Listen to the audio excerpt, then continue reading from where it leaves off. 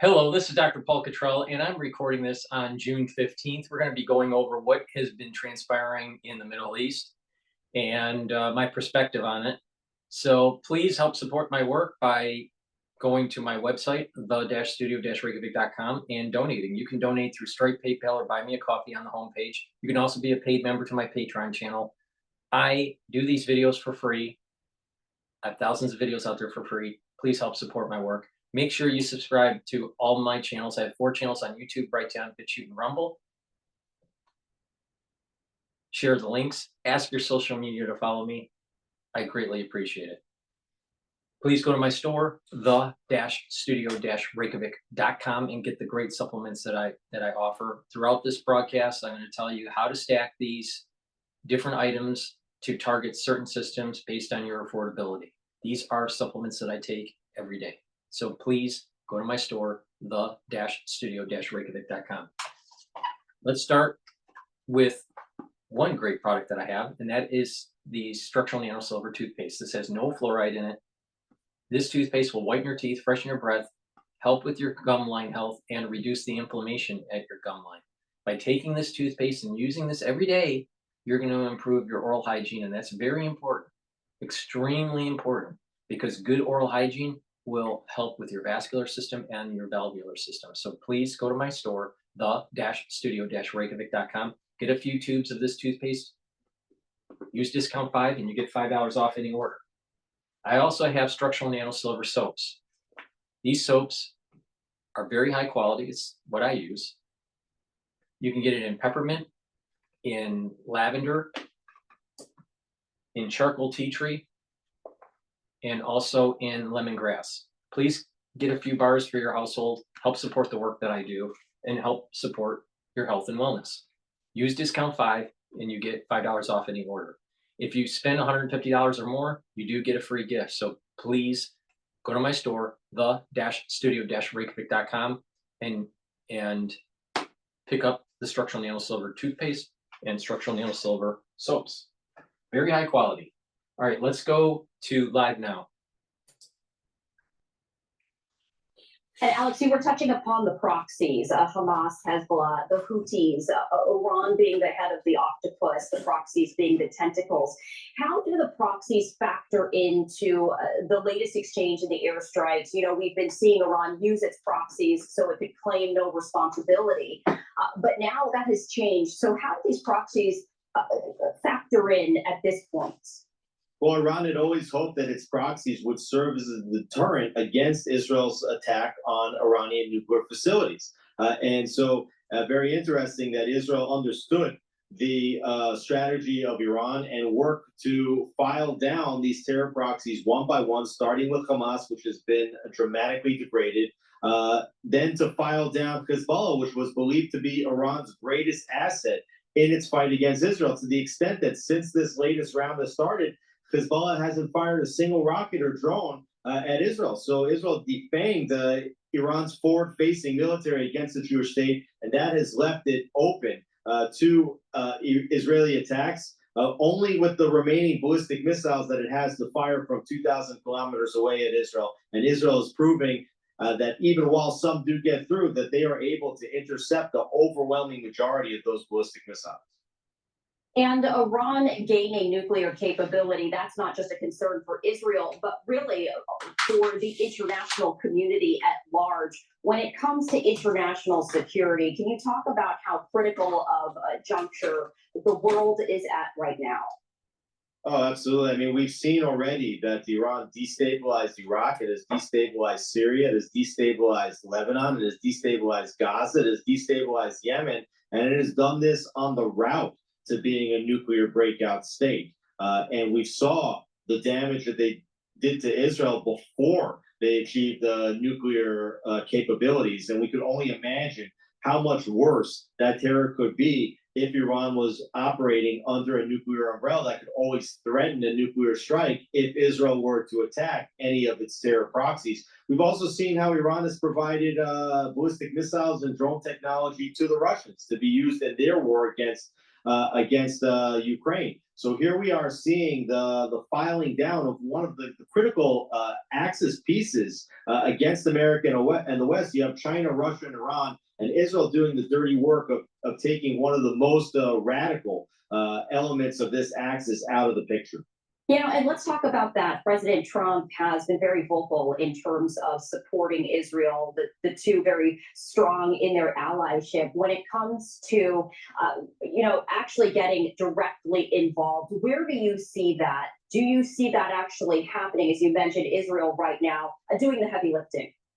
Well, Israel's doing the heavy lifting, but it's being done with weapons that were provided by the Trump administration. It is being done in full coordination with the Trump administration. I think everybody can assume not only did Israel get maybe a yellow light to do this attack, but actually got a full green light from the President of the United States to attack. We've seen that the United States has already moved military components into the region. It has provided direct support for the defense of Israel, which includes the shooting down of drones and ballistic missiles that are flying from Iran to Israeli population centers. And the president saying earlier today that there is a possibility that they could get involved at some point in the future. But it is believed that Israel at this point has to continue doing the heavy lifting, taking out all the ballistic missile capabilities. And then you may see the United States get involved at the end in order to use bombs that it has that Israel does not possess in order to take out some of the deep underground nuclear facilities that Israel simply cannot reach with the types of bombs that it has. Only the United States has bombs large enough to get these underground facilities, specifically at Fordo, which has not yet been attacked. And Alex, I did want to share with our viewers a statement that President Trump made saying, quote, Iran and Israel should make a deal and will make a deal, just like I got India and Pakistan to make, in that case, by using trade with the United States to bring reason, cohesion, and sanity into the talks with two excellent leaders who were able to quickly make a decision and stop. And during my first term, Serbia and Kosovo were going at it hot and heavy, as they have been for many decades. And this longtime conflict was ready to break out into war. I stopped it. He goes on to say, there is peace, at least for now, because of my intervention, and it will stay that way. Likewise, we will have peace soon between Israel and Iran. Many calls and meetings now taking place. I do a lot and never get credit for anything, but that's okay. The people understand. Make the Middle East great again. There have been, some talks between Israel and Iran when it comes to the nuclear program, along with the United States. Those talks have since stalled. Where do you see those talks going, if at all? Well, I don't think there's going to be any more talks about de-escalation at this point. Israel is de-escalating the Iranian nuclear program on its own terms. It has already gone way too far in this campaign to turn back now before there is a complete success. But it is believed that within the coming weeks that Iran will no longer be a nuclear threat. It will no longer have control of these terror proxies to terrorize the entire region. And we might see the overthrow of the Iranian regime, either with Ayatollah Khamenei taken out by an Israeli strike, or preferably even by the overthrow by its own people. But what I would say is that the Prime Minister of Israel has, on many occasions, including during these last several days, indicating that Israel is not the enemy of Iran, and the Israeli people do not consider themselves the enemies of the Iranian people. And should there be a different regime in place, no longer an oppressive Islamic republic that is hell-bent on destroying Israel, that Israel could in fact normalize relations with the Iranian people, and absolutely wants to do that if we can get past these next few weeks. When it comes to the general sentiment and the mood of the Israeli people right now, it's an incredibly tense time. There have been lives lost in the conflict. Is it one of determination, one of hope? How would you assess the atmosphere? The Israeli people are absolutely among the most resilient people in the entire world, and it was been understood for a long time that there would be a cost, in fact, a tremendous cost of fighting this war, and Israel's forced to fight this war because it allowed the buildup of these terror proxies and the Iranian nuclear program on its watch for so many years. And unfortunately, that's the price that is being paid now for fighting this war. But again, the Israelis are resilient. They understand the cost, they understand the risk, but they also understand the opportunity that if Israel will succeed in completing this campaign along the trajectory it's doing now, that this could usher in decades of peace in which Israel will no longer be forced to fight these types of wars, and a peaceful period can ensue. And Alex, you answered my next question, but I was going to say, President Trump saying make the Middle East great again. Do you feel as though that area, that region of the world is on the precipice of entering into a new era? And could the geopolitical landscape be forever changed because of what is happening right now? Oh, absolutely. This is a historic moment for Israel and the entire region. And there's really two simple steps to define, two difficult steps to implement towards changing the face of the region. The first is defeating the terrorists. Israel is proving that it is not afraid to defeat terrorists, something which I think is a lesson for Western countries all over the world. But the second is to normalize relations with moderate actors. And Israel, with the help of the United States during the first Trump administration, did normalize relations with Bahrain, with the United Arab Emirates, with Morocco. It is understood that the Saudis could be a major component in future normalization elements. And then that final step will be, what happens with the people of Gaza? What happens to the drive to force a two-state solution? I do believe that that's the final step here in this regional conflict to find an alternative to this two-state solution, because I don't believe at this point that Israel is going to be willing to cede even 1 inch of territory to create a Palestinian state that would look exactly like Gaza looked before it was attacked on October 7th. Alex, so much to discuss as this conflict continues between Israel and Iran. Before we let you go, what are you specifically keeping a very close eye on? What would you like our viewers to know about what is happening right now? Well, again, I think it's the surprise of the Israeli technological superiority, their ability to attack at will inside Iran. I think it really demonstrates the emergence of Israel as a military superpower that is going to be able to redefine the region on its own terms in the coming weeks and years. And we have to see whether the United States ultimately does get involved in this conflict in an offensive capacity, and how long this lasts. Will this be a couple of days? Will this be a couple of weeks? And will the Islamic Republic be standing at the end of this, or will the Iranian people be part of a revolutionary process to take over the country and lead it once again in a pro-Western, pro-Israel direction? As you mentioned, Alex, history in the making. We appreciate you taking the time to join us here on Live Now from Fox. Thanks for having me.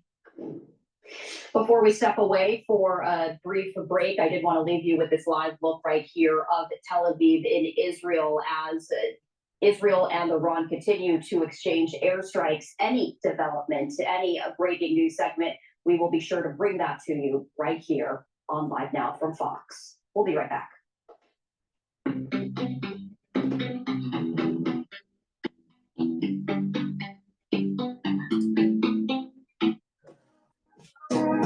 Let's listen to Al Jazeera here, see what they have to say.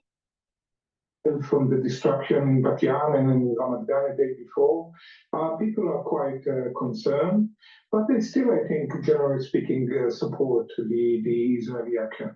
I just wanted to talk about Prime Minister Benjamin Netanyahu and his comments, because he's been speaking to a US media outlet and he said a few things, including that regime change in Iran could be a result of what we're doing. Is that really the aim here? He doesn't seem to be hiding it anymore, almost. And what does he or Israel benefit from a change in leadership in Iran? Netanyahu is talking about a regime change for many years. It's not new, and of course, with this attack, he probably thinks that this is the moment. Whether that's the case, we really don't know. It doesn't depend on him. We didn't see really regime change coming from the war from the outside. In Iraq, we've seen a regime change after the US has occupied the whole of Iraq. And this is not the case here. Israel is not going to occupy Iran. I am, of course, Israel is hoping that a new regime in Iran will be more sympathetic to it and less dangerous. But I think it's more of a slogan than a real working plan. I mean, can that ever be possible? We know that across the region there is support for Palestinians with Israeli occupation continuing. Even if there was a leadership change, that situation won't change. Yes, I'm not sure that Netanyahu goes into these details. We have seen that paradoxically, the more democratic the states in the region are, the less sympathetic they are to Israel. Turkey is an example vis-a-vis the Gulf states, which are less democratic. So I don't know. I'm not sure that this will play into the hands of Israel if Iran will be democratic. But yes, I think for the moment this is a big slogan. The regime in Iran is portrayed as the big Satan, as the source of all evil in the Middle East and maybe even in the world. And Netanyahu seems to himself, I think, as kind of a crusader who is fighting this evil regime for the sake of the people of Israel and for the sake of the Western world. Yeah, thank you very much, Miron Rappaport there for your time. Thank you. Well, there's mounting concern that these attacks between Iran and Israel could turn into a wider regional conflict. As that threat looms, our defence editor Alex Kotopoulos takes a closer look at the military might of both countries. This phase of the conflict between Israel and Iran is being fought with specific weapons. Israel's main offensive capability is its air force of 340 combat-capable aircraft, made up of advanced F-15 and F-16 fighter planes and at least 45 F-35 stealth jets. Aircraft firing air-launched missiles and dropping bunker-buster bombs have been the main weapons used. Israel says its special forces teams within Iran have also been launching explosive drones at targets, aiming to kill senior military leaders and other key figures and destroy air defense sites. Iran also has a missile and drone force. Despite dozens of drones being launched, they're easily being shot down by Israel's air defenses and squadrons of jets. But its missile force is large and powerful. Long-range cruise missiles like the Pave and Sumar have ranges up to 2,500 kilometers and fly under radar cover. A large supply of modern solid-fueled missiles like the Sajil-2 means that they can be launched within minutes, making interception by Israeli fighter jets less likely. Although they're limited in number, Iran's hypersonic missiles like the Fateh-1 and Fateh-2 can travel up to 15 times the speed of sound. That's 18,500 kilometers an hour. These missiles are the most likely to penetrate Israel's powerful air defense network. Israel said that the strikes are ongoing and they will not allow Iran to have the ability to make a nuclear weapon. But what hasn't been mentioned so far is Israel's own arsenal of at least 90 nuclear weapons and the long-range Jericho-3 ballistic missiles that would deliver them. Now, Doug Bando is a senior fellow at the Cato Institute and says President Donald Trump is unlikely to increase US involvement in Israel's attack on Iran. I don't see an easy solution here. Both sides have to back away. Iran is not going to surrender. Israel doesn't want to acknowledge that it's failed in its desire to destroy the nuclear program. Both of them could keep fighting each other for quite some time. It's long been believed that only the United States could try to reach the deepest of the facilities that Iran has. But that would be a dramatic step, probably too far for President Trump. He has criticized endless wars in the Middle East. He criticized President Bush over the Iraq debacle. Much of his own base does not want to see a war there. Even some of the hawks want to focus on Asia, not the Middle East. And I suspect he understands that the step into that war will draw attention away from domestic policy issues that he wants to focus on. So this is a very difficult choice for the Trump administration. All the polls indicate that the American public leans towards Israel and kind of wanting them to defend themselves, but that a majority of Americans want nothing to do with entering that war.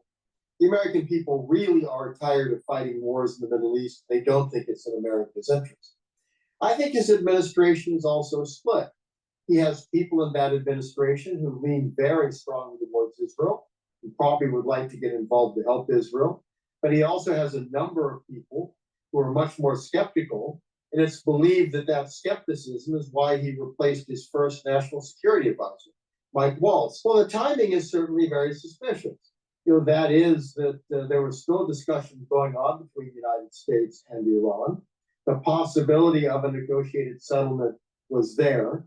And then Iran had not taken any steps irrevocably towards nuclear weapons. So by starting the war, Israel has made it very difficult for Iran to come back to negotiations. It would be perceived as a surrender. So I think that was probably one of the objectives, at least in the timing of the Israeli action. An Israeli strike has hit a residential area in central Gaza. Palestinians desperately run for cover in Gaza's Burej refugee camp following the attack on Sunday, and the strike injured several people and damaged much of the area's infrastructure. Civilians there have been repeatedly targeted by Israeli forces in recent days. Let's go to Discover France 24 Luca here. Faloni's denim shirt, crafted in Italy from luxurious denim for a robust yet soft hand. To get there and trying to broker a kind of peace deal amongst people. Now, he then says, however, we can easily get a deal done between Iran and Israel and end this bloody conflict. Of course, Donald Trump there trying once again his peace through strength approach. Well, this morning he doubled down on that, saying that Iran and Israel should make a deal and will make a deal. And then went on to tout some of his own personal achievements, like he says, India and Pakistan. He also went on to mention Serbia and Kosovo, Egypt and Ethiopia. He then made it quite personal, saying that I never get credit for anything, but that's okay. The people understand. But Donald Trump here is wanting something to come to pass. And of course, the man who wrote the book, The Art of the Deal, is looking for a deal between these arch foes, as it were. And while we're talking, Fraser, I don't know if you've seen the news, but this interview that Benjamin Netanyahu was giving with Fox TV, suggesting that, first of all, the US pilots are helping shoot down Iranian drones into Israel. And that was something that, remember, a day ago, the Iranians were saying that if there's any help from allies, their interests would be targeted. Secondly, that's according to Reuters, to US officials saying that Trump has vetoed in the past couple of days an Israeli plan to kill Iran's supreme leader. Have you been hearing, is that completely out of the blue? Have you been hearing that suggestions, reported sources in the past few days? Well, I mean, this kind of plan has been something that the Israelis have had on the table for a long time. This is no surprise that they were wanting to take out, the top echelons of power in Iran. They've done that with the Houthis. They've done that, with Hezbollah, and they've done that with Hamas as well. So it's no surprise that that is what they wanted to strike. I think the fact that Donald Trump vetoed it shows that the US would think that that would be a major escalation in things if they were to try to target the supreme leader. Of course, Donald Trump is not necessarily looking for a regime change, but he's looking for people who will be sympathetic to a negotiating tactic with the Israelis and with the United States. So he has hinted at that even just a couple of days ago when some of the upper echelons of the military were taken out in the Israeli strikes. And he said, well, they're not going to be at the negotiating table on Sunday because they're dead. So Donald Trump is still looking for this deal and is trying to not get involved militarily. And it's possible that he thought that that would be a whole different level of escalation if the Israelis did indeed target the Ayatollah. And I must say, I've not had that confirmed to me myself, but it is being reported by Reuters, an extremely trustworthy news source, and they're quoting 2 US officials. So the likelihood of that being correct are quite high. Very brief word, because President Trump is about to go, I believe, in the next few hours to a place that he'd like to call the 53rd state. He's going to Canada, isn't he, for the G7 summit. It looks, according to Reuters, that all of the leaders at least the European leaders attending, will plan to issue a joint statement on Iran calling for de-escalation, which is interesting to see whether that is signed by President Trump. Give us a sense of what you're hearing on President Trump going there. I understand that this is clearly going to be top of the agenda now. Yeah, this is likely to be one of the main things that they are talking about. Of course, there'll be some of the European leaders will be wanting to bring up the war in Ukraine. There's not really been much movement on that in the last couple of weeks. Donald Trump has tried to get Vladimir Putin to the negotiating table in that 50-minute phone call he had with Putin just yesterday. Trump himself admitted that they didn't talk about Ukraine very much. So the Europeans will be trying to get the pressure back on to the Americans to get Ukraine pushed up the agenda. Donald Trump will be wanting to talk about Iran. We also know he's got some bilateral meetings scheduled for the sidelines of the G7, not necessarily with G7 leaders. We are also hearing that the president of Brazil may be heading there for some little bilateral meetings. So we'll see whether that is going to happen on the Tuesday or not. There has been some time carved out in Trump's agenda for those meetings, but so far they've not been confirmed by the White House who those meetings will be with. Fraser, good to talk to you. Fraser Jackson, our correspondent in Washington. Let's go to Jerusalem. Let's speak to the head of the IDF International Press, Masha Mickelson. Great to talk to you this evening. Welcome to Press 24. First of all, can you talk us through the current operations ongoing, particularly in light of news that Benjamin Netanyahu has just given to Fox News, not ruling out that the Supreme Leader could be a target? What I can say, without addressing comments made by our political echelon, who are obviously the ones making the decision, is that Israel has made unprecedented progress over the past 3 days. The IDF, our Air Force, are conducting operations that are of unprecedented scale. Just yesterday, while we were facing yet another barrage of rockets and UAVs from Iran, the Israeli Air Force was defending the skies and the citizens of Israel while simultaneously striking in Iran and in Yemen, targeting terror activists and terror facilities. And what we're doing for the past over 48 hours now is fighting a double existential threat: Iran's race to create a nuclear weapon and their ballistic missiles. What you're seeing in Israel, the hits to the civilian homes, those are tragic pictures, but this is a hit by a ballistic missile. I want to ask you a question. How would this look if that missile would have a nuclear warhead? And that is what we can't allow, and that is why our airplanes and our fighter jets are continuously in the skies of Iran. And over those past 48 hours, we have been able to neutralize a lot of threats on our ways through Western Iran to Tehran, eliminate a lot of aerial defense systems of the IRGC, and now the path to Tehran is relatively cleared, and we're gaining more and more operational freedom on our way to Tehran, striking Iranian terror targets there and eliminating this existential threat to the people of Israel. So that 1,500 kilometer distance from Tel Aviv to Tehran, you say effectively now Israel has control of the skies. I'm saying that we're getting very close to the control of the skies. There's still a ways to go. The threat is still there. It's not a one and done deal.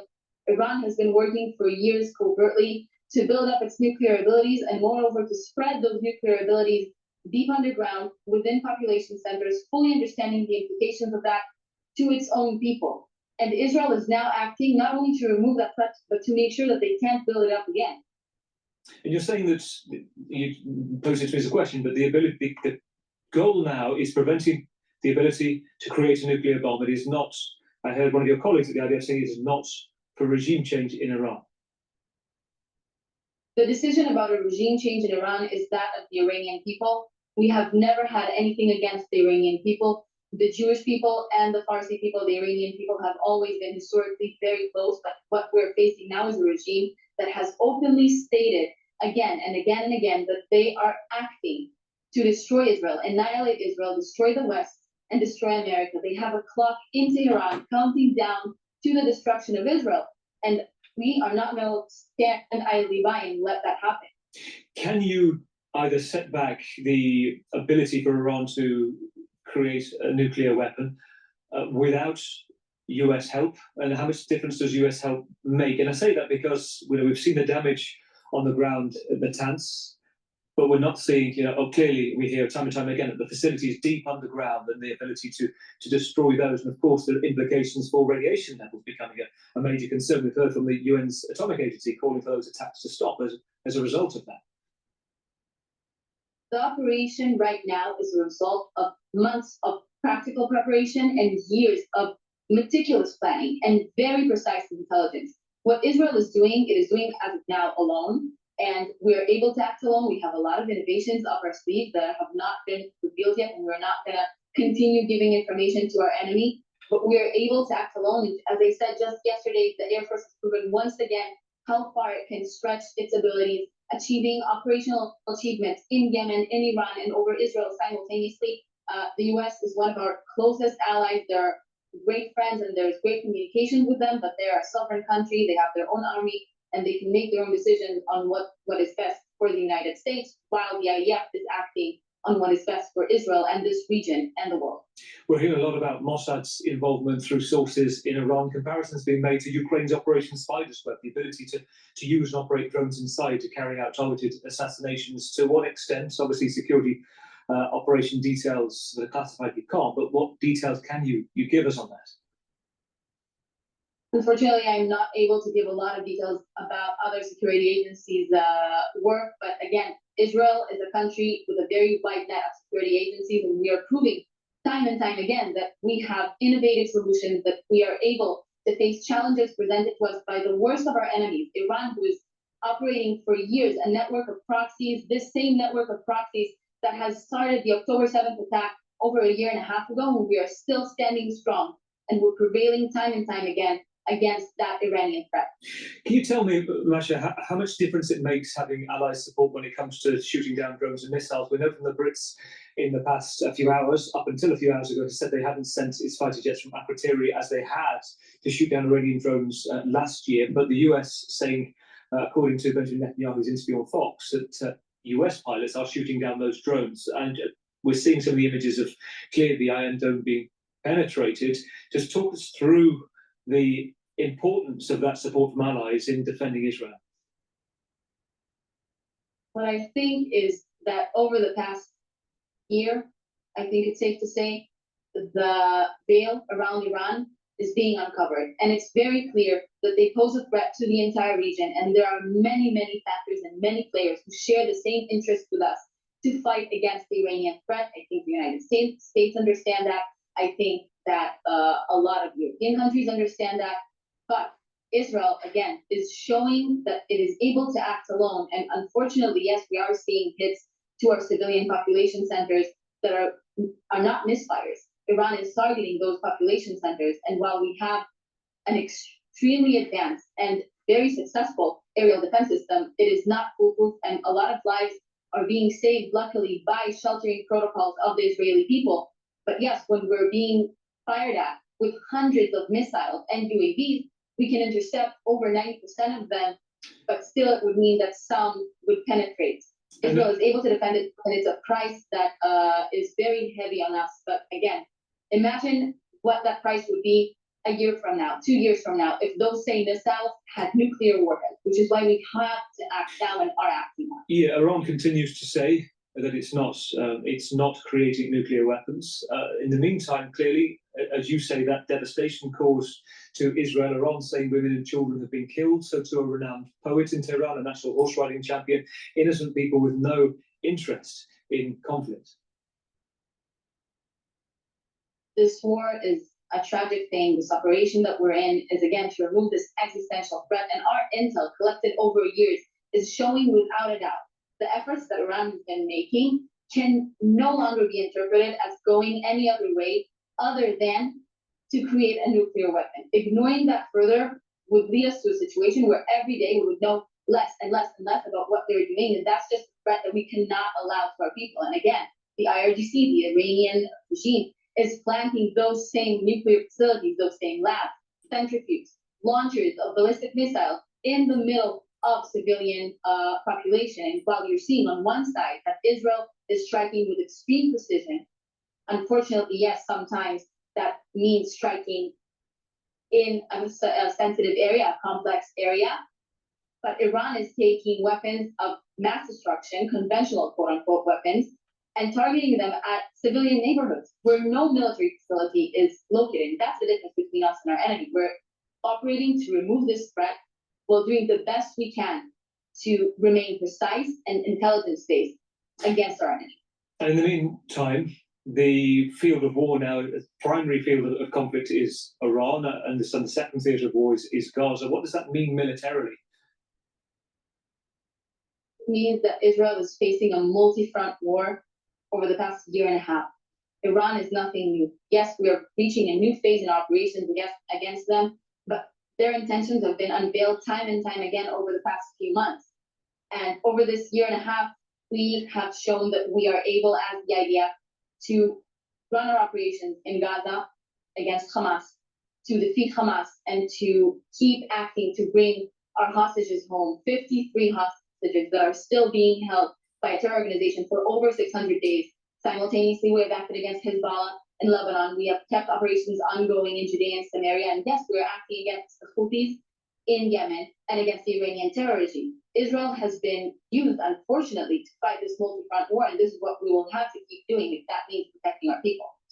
And I know you would regard the work of international journalists as deeply important in verifying what's going on. We are more than 600 days into this conflict in Gaza, this conflict to which there isn't an international correspondent team allowed in to verify what's going on. Does that not trouble you on a personal level to be able to understand and verify what's happening?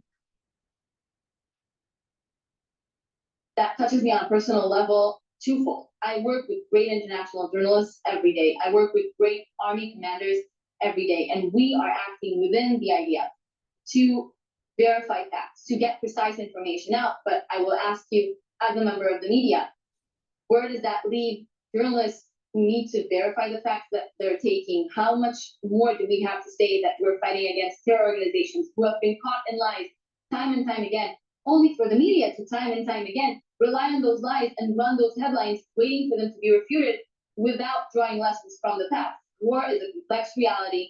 Gaza is a place that is taken over by a horrible terrorist organization. And while the IDF every time places an emphasis on getting precise and truthful information out, we're fighting against terrorist organizations who do not operate by the same standards and are not held to the same standards by the international media. Well, you say that. Myself, me, and colleagues have covered wars for 20 years and have covered inside the tip of the spear and conflict zones to be able to verify what's going on. You talk about Hamas propaganda and propaganda from Israel as well, to the point to which those ambulance workers in Rafah, where we were told that the ambulance lights weren't on, the paramedics, the teams as part of that convoy were shot at, and it took a mobile phone emerging from one of the dead bodies of one of the paramedics that we saw the non-stop shooting despite the lights being on. So that gets to the heart, doesn't it, of why teams need to verify and not just listen to either side in the process. But that also gets to the point why it's so important for us to verify what we say. We have come out with a review of the situation, with the details as we knew them ongoing. We get the information that we have and verify it and put it out to the international media and to the global media. When we have mistakes, when we have information that is not sufficient and not up to the standards that we work according to, we come clean. We say this was not good enough. We didn't do a good enough job. And we have said that openly. I have sat with international journalists in the room as we went over the details of that operational review, understanding what happened that evening, minute by minute. Misha, good to talk to you this evening. Misha Michelson, IDF International Press spokesperson. Thank you for talking to France 24. Thank you. Please go to my store, the-studio-reykjavik.com, and get the gel. You can get the gel in the tube form or in the quick dispenser form. Here. It's a dual purpose product. You can use it as an aftershave. You can use it on your wounds, like a cut, an abrasion, or a minor burn. It'll help to heal it quicker. If you're not feeling well or someone around you is not feeling well, put it on your hands, around your mouth, around your eyes, around your nose, around your ears. Lightly coat your nostrils. It stays active for 5.5 hours. You can use it as a daily skincare.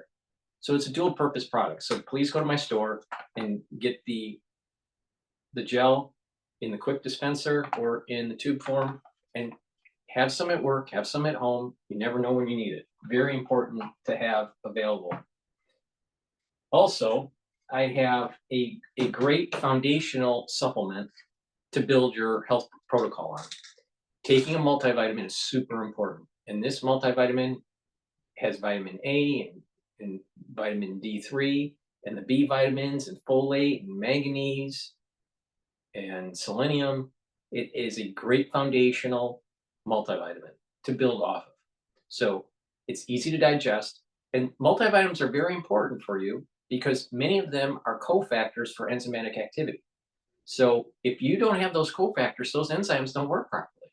So to have proper cellular function, you need those cofactors. So please go to my store, the-studio-reykjavik.com, and get the multivitamin. And again, this is easy to digest, and it's a great start for your health protocol. Use discount 5 and you get $5 off any order. If you spend $150 or more, you get a free gift until supplies last. So let's listen to G0.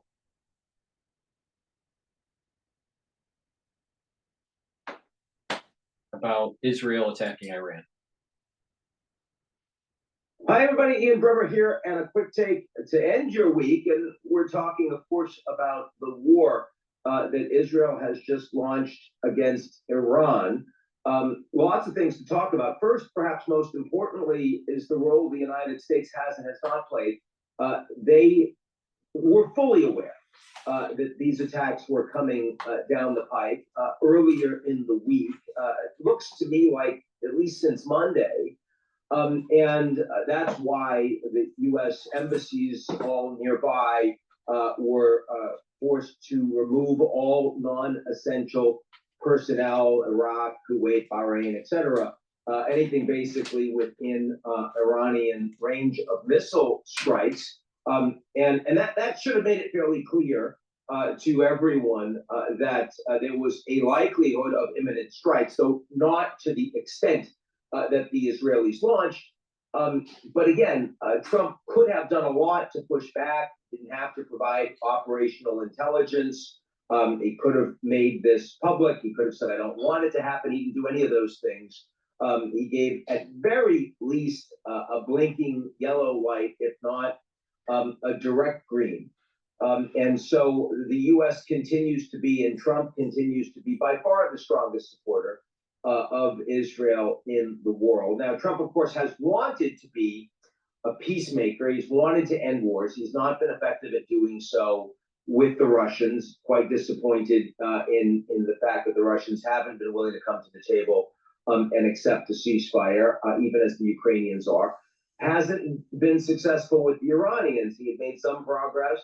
The likelihood of a deal was looking like it was going to be much smaller. It was going to require the Americans to accept at least near-term enrichment until some consortium of external powers was put together that had not yet been defined. Trump was getting irritated with that. He was getting impatient with it.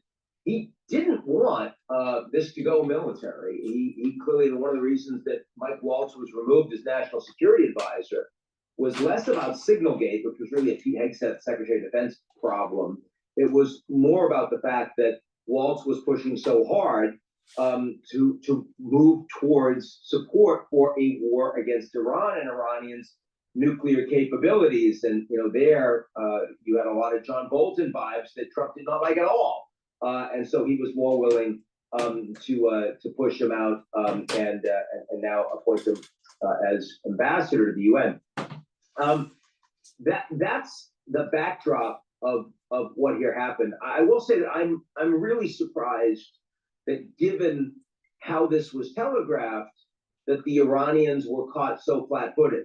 That they were doing their plans, of course, but I mean, certainly military leadership should have recognized that there was imminent danger to them, and so they should have been taking precautions, not meeting together, been in more secure sites. And of course, that wasn't true at all.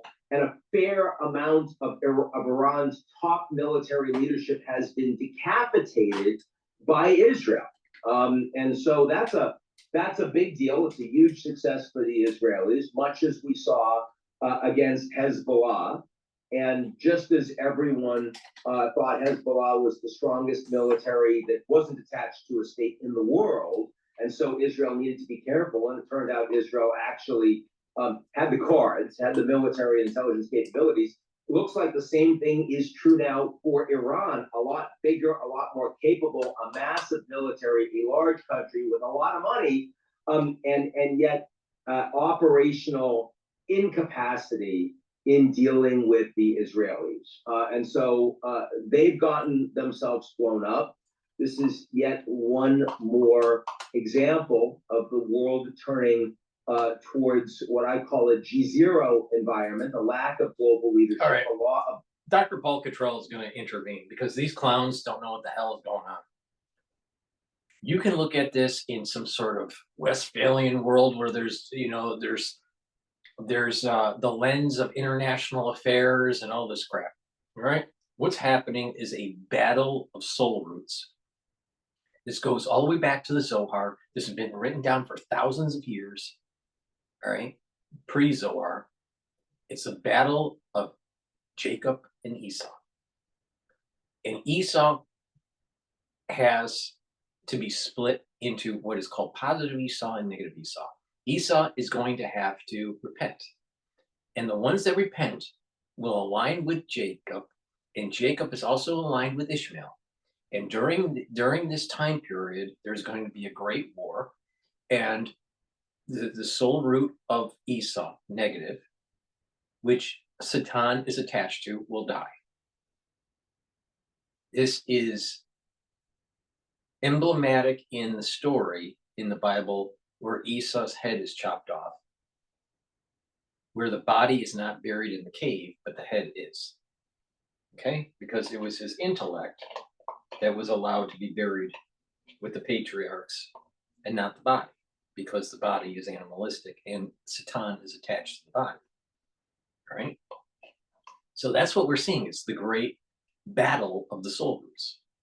Now, the problem comes in is that these soul roots gain and lose energy based on a Fib sequence, a Fibonacci sequence.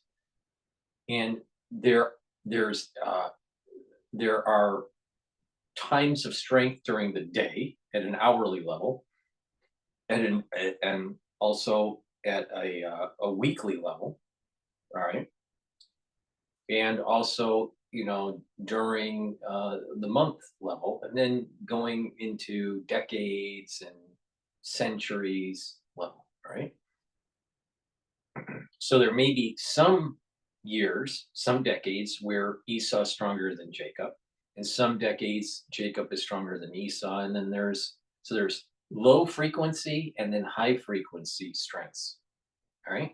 But what is starting to happen is that there is a high frequency strength that's coupling with a low frequency strength that is aligning with Jacob. All right. What this basically means is that more war and more destruction is going to take place. Jacob and Esau, there's never a time where Jacob and Esau are sharing power. It's always inversely related. Okay. So this means that at least at the yearly level, from February, March, April, May, June, July, and we're in June right now, those are the months where Jacob is strong, where they need to strike. August, September, October, November, December, January are the months that Esau gains strength. If you look back at some bad times that have happened in the United States, they've been around September and October. That's during a strength of Esau. Esau is evil, all right? But within Esau is the opportunity to repent and align with his twin brother. But that has to happen through a great separation, all right? Where this positive negative force is polarized. You know, if like you look at a crystal you know, or a molecule where there's a positive or negative charge to it. All right. All right. And it's like stabilized. Right. But if you pull the positive negative away, it's no longer neutral anymore. It's charged. All right. It's a charged situation where it can reestablish and go into a lower energy system. Well, this is what has to happen to Esau, is that there has to be a pull of itself. The head, the intellect, the one that repents, has to be pulled away from the body that's animalistic. Now, what does this mean in terms of international affairs? It means that the soul root of Jacob, which is represented with Israel, is going to be battling the soul root of Esau, which is representative of Iran. And Ishmael is going to align itself with Jacob, because Ishmael is aligning itself with Isaac. Remember Isaac, you know, Abraham, Isaac, Jacob, all right? Ishmael was the brother of Isaac. He's going to align himself with his nephew, all right, which is Jacob. So that's what's really going on. Now you can, like, you know, pretend you know, that you understand international policy and this is, you know, and then demonize Israel and blah, blah, blah. But the reality of the situation is this: Esau cannot have a nuclear weapon. Iran cannot have a nuclear weapon. And the decapitation of the Ayatollah is the only solution to this. Not a solution, the only solution. Now let's listen to Dr. Bremer. Dr. Ian Bremer. Jungle, where the strong do whatever they want and the weak suffer what they must. And in the context of the Middle East, the Israelis are strong, and they can call the shots against the Palestinians, and people will complain, but no one will really do anything. They can call the shots against Hezbollah, same, and they can call the shots against Iran. And the reason why they're getting stronger is because the long fib sequence, the lower frequency fib sequence, is over time, year after year, is gaining strength for Jacob, not Esau. The short, you know, the high frequency one ebbs and flows every 6 months. All right. But every time that there is an alignment, every 6 months, see what has happened for the last 250 years, roughly. Jacob has been growing stronger, but there's an ebb and flow. Every 6 months it has strength, and then that's for Jacob, and then Esau will gain strength. But over a 250-year arc, there has been an increase in the strength of Jacob. That also coincides with the rising of the United States. And that's the reason why I keep on saying the United States is aligned with Jacob, not Esau. But the thing is that the overall long-term trajectory of Jacob is strength, while the overall long-term trajectory of Esau is weakening. But there's still this ebb and flow that takes place at a high frequency every year. Okay, let's go back to Dr. Bremer. The Americans have been very supportive in the aftermath, in the first hours. So too the French, so too the Germans. The Gulf states have been critical. Russia has been critical.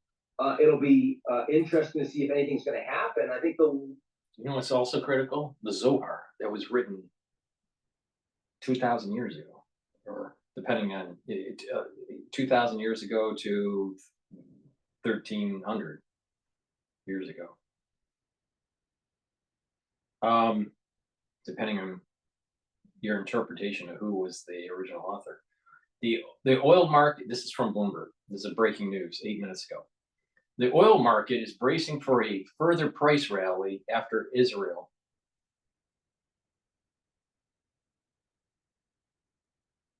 strikes Iran energy assets. Place that you could see some real direct response from a third party is Turkey, because Erdogan, who's never had a good relationship with Netanyahu, and of course has been on the other side of Gaza and the humanitarian challenges and all the rest, could easily decide to put significant sanctions, boycott, the rest on business with Israel that would have an impact on the Israeli economy. But that's about all I see from third parties. I don't see the UAE cutting off relations with Israel. I see Gulf states only wanting more cooperation with Israel's incredible military and intelligence prowess. So that's the near term. Now, what is Iran going to do here? And it seems to me that there are three bad scenarios that are plausible and certainly much more likely in the near term than they were 24 hours ago. The first is that Iran tries to make a dash for nuclear weapons. I mean, the Israelis were involved in these strikes by themselves. As of right now, there have been no Israeli attacks on Fordo, which is this major nuclear enrichment and research site, infrastructure site. It is deep underground under a mountain. The Israelis don't have the military capabilities to hit it themselves. The Americans have not provided those capabilities. And if the Iranians wanted to take their highly enriched uranium and nuclearize, they could do so within a matter of weeks, 8, 10, 12 weeks. Doesn't give them a nuclear bomb that they can deliver, but does make them more dangerous. Now, if they were to do that out of desperation, the Israelis and the Americans would likely find out, and the likelihood that the Americans would get directly involved in the war and expand it is almost certain in that environment. So a really bad scenario for Iran and very escalatory. That's one possibility, out of desperation. Another, out of desperation, would be to disrupt the streets of Hormuz, where so much of the world's energy, not to mention chemicals and other shipping, comes through. If that were to happen, oil prices for a period of time probably double, 120, 140, 150 or more. That's also essentially a declaration of war against the Gulf states. It's one of the reasons the Gulf states have publicly come out against these attacks and supporting Iran. But again, if they do that, that brings the Americans into the war. It brings the Gulf states into the war. It cuts off all of Iran's funding and their economy, really destabilizes them. So it's something you only do out of desperation. Now, they're clearly going to be far more desperate. And so that makes it more likely than it has been. Let's hope it doesn't happen. That would bring the world into a global recession. And then the other thing that could happen is, with Iran showing itself to be so desperately incompetent, the potential for major social unrest in Iran is also going up. But Iran has far more military capabilities, a better fed, a better armed, a better paid domestic repressive mechanism than Bashar Assad has had.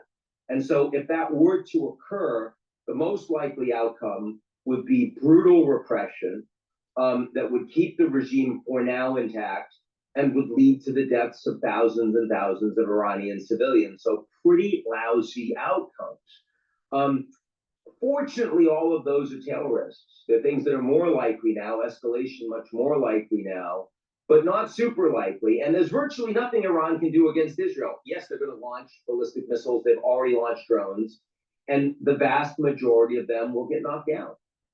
And so Israel certainly is vulnerable to some attacks that'll be fairly indiscriminate and may well kill Israeli civilians, but nowhere near the level of damage that Israel can and has done to Iran. And that's one of the reasons, the principal reason why Netanyahu felt like he could get away with this, the impunity that he is presently facing. And so if there's a good scenario, and I think there is a baseline good scenario, it's that not much happens. Oil prices spiked on the strikes, but have already come back a fair bit because that's what the markets clearly expect right now. In other words, Iran is like Hezbollah here. that they really don't have any good options, and so they don't do much at all.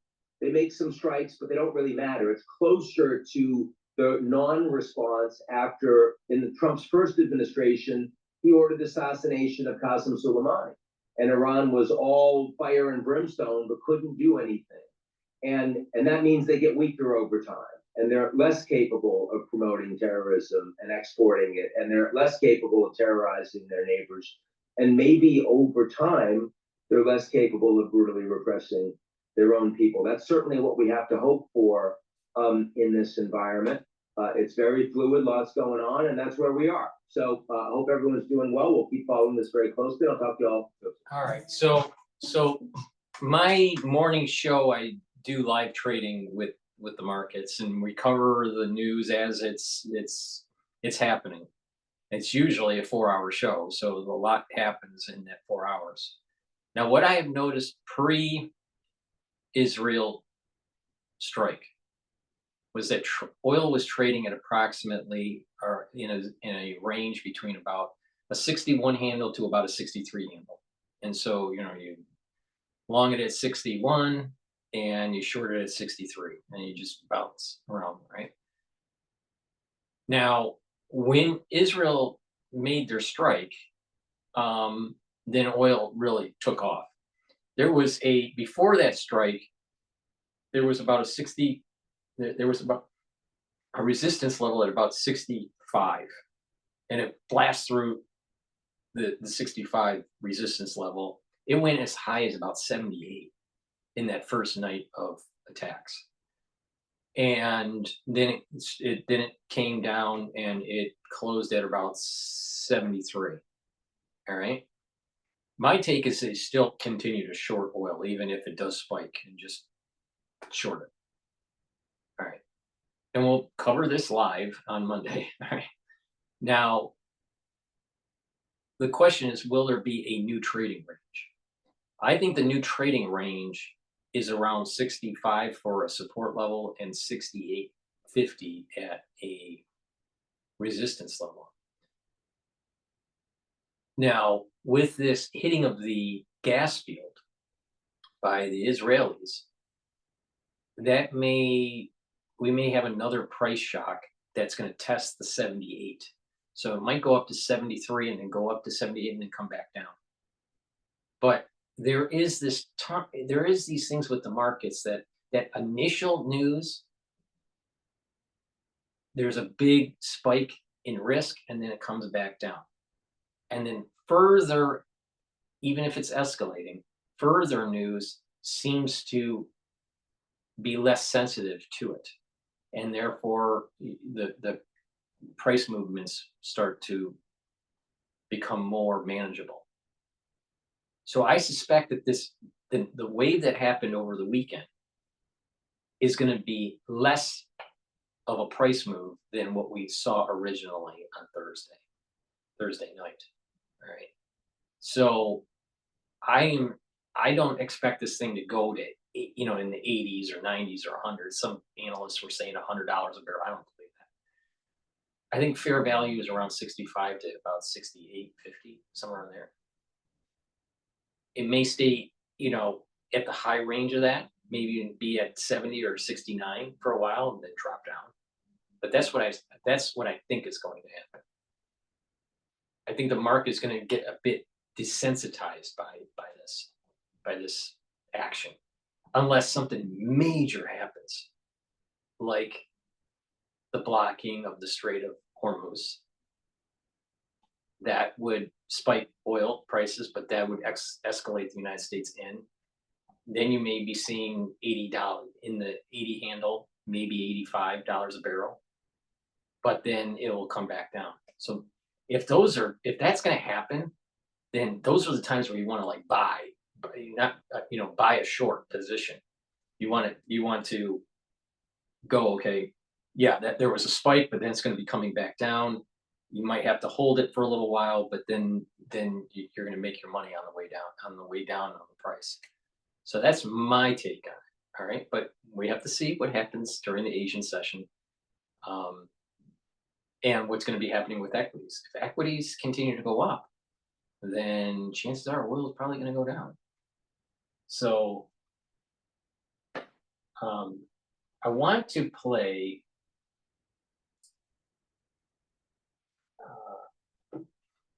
an oil analyst.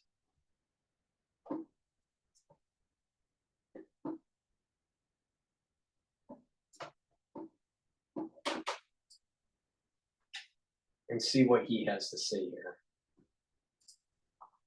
Now, he did 2 videos. Both of them I have not seen. One was 2 days ago, and one was just 18 hours ago.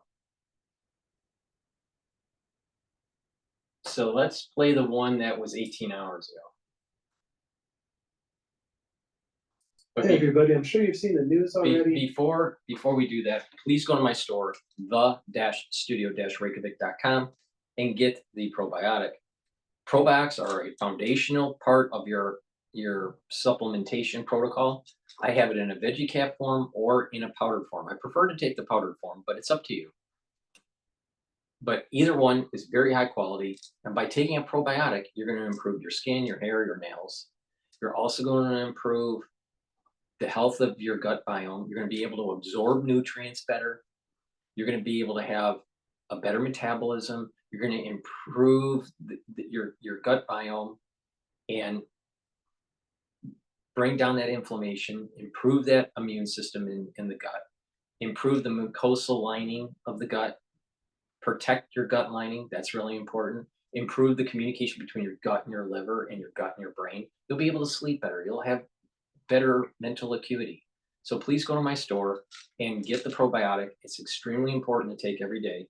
And it's a foundational piece. It's great to stack it with the multivitamin and start with that and then add to it. Add to some of these other supplements that I tell you to get healthy. So please go to my store, the-studio-reykjavik.com. Use discount 5, you get $5 off any order. And if you purchase $150 or more, you get a free gift.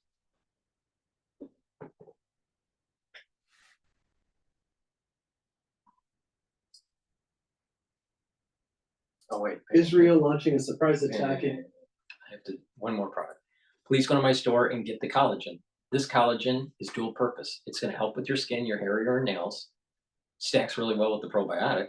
And also, by doing resistance training, you're going to help with your musculature, your joints, your cartilage, and your bones. So please go to my store, take this powdered collagen. You get a big scooper. This is a month's supply. Mix it with soft foods, with filtered water, milk, or even a smoothie. It's up to you how you take it. It has a very comprehensive amino acid profile. So please go to my store, the-studio-reykjavik.com, and get the collagen.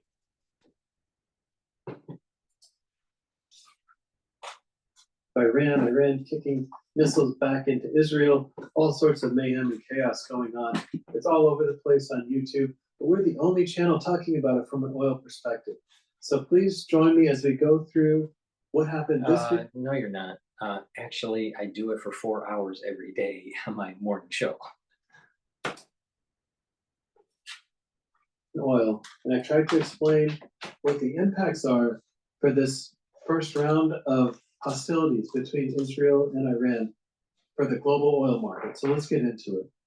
Hey, I'm Aaron with 30 years of experience in oil trading and analytics, and I'm here to elevate your understanding of the oil markets. And again, we're going to go through this presentation. I'm going to try to keep things somewhat short, just to try to get through a lot of things. If you go to our website, theoilbalance.com, you'll see a button that says add me to your distribution list, and I'll put you on that distribution list, and with a presentation that goes into much more detail than what we're able to cover here in hopefully a short amount of time. So with that said, let's kick off the presentation here. All right, so of course, we had a huge rally in prices this week. I like to look at the weekly chart, as you can see here. Previously, I had placed on here a Fibonacci retracement, as it looked like we were bouncing back to this first retracement level a couple weeks ago. So I threw this on here just to give us some guidelines about what we might expect in the upcoming weeks. Well, this past week, we were doing pretty well to get to the 61.8% retracement level. But of course, with the news coming out Thursday night of the attack, and Friday the market really rallied. On Thursday overnight, the front month WTI got all the way up almost to $78, 77.62, which was pretty close to giving us 100% retracement on that weekly Fibonacci, again, as identified here. What's interesting Now, though what is I've we been settled on saying, Friday when I've very been close. saying before the actual strike, that I've been trading between that 61 handle and that 63, 64 handle. And there was a resistance before the strike. There was a resistance at 65, and then there was the next resistance was 68.50. All right. And the big news in the oil market was what was going to happen with OPEC Plus by bringing in new barrels of oil of about 411,000 per month over month increase in production. Now, Israel strikes and totally blows out those resistance levels. Now the question is, what is the true resistance level? Now, if you look out in the weekly chart, there's the overall trend going all the way back to, I think it was 2024 at the high point. The overall trend is moving down, and it's at the very top of that actual channel at 74. All right. So chances are it's going to come back into that trading range, because that's where the fundamentals are. I'm not, I don't think that this is going to last for much longer. It may last for another 3 days or so, but then it's going to precipitously go down. I mean, having that whisker, these are whisker candles. I don't know if you can see it, but you have a candle on the whiskers of the candle. When you have long whiskers, that's not necessarily a good sign, right? Usually, long whiskers and then it comes back down and closes. It's losing energy. It can't keep it up, and therefore it's probably going to come back down. All right, let's listen to what he has to say. But I personally think that this thing's going to come back down to a fair bet, probably trade no longer in that 61 to 64 handle. It's going to be a 65 handle to a 68 handle. The 61.8 retracement number, which would indicate to me anyway that Fibonacci's been sort of fully retraced. From here, now we're off to the next thing. We're off to something new at this point. Volume was very good. This is a chart over here of volume for the entire WTI curve. So we're not anywhere looking at just the front month, at least from volume and open interest perspective. Volume on Friday was almost twice as what it was on Thursday. And you can see it's really high versus anything else. Previously, the high was around April 2nd, when Trump came out with the first plans for tariffs and that sort of thing, and the market really took off. But you can see how volume on Friday really dwarfed the Trump tariff volume pop from an oil trading perspective. Much of the strength in the market was coming off of the very front end, which is not a surprise. That's sort of how you got to remember liquidity is. I lost it. I apologize for that. Hey everybody. Let me just 61.8 retrace. Okay. When he was saying that there was a new, with that whole full retracement, and there's a new change in the dynamics. I think that part of that new change in dynamics is that now you have a new trading level that is not the pre-COVID trading level that we were looking at, but now it's elevated up, and it's at the $65 to $68 range. I don't think it's going to stay more than that. Now this volume, he was stating that, well, we had high volume during the issue about trade, and oil went down, not up. And then lots of future contracts going up. Now the reason why the future contracts are going up is, one, they want to lock in just in case oil gets at $90 a barrel and they want to buy in at 70.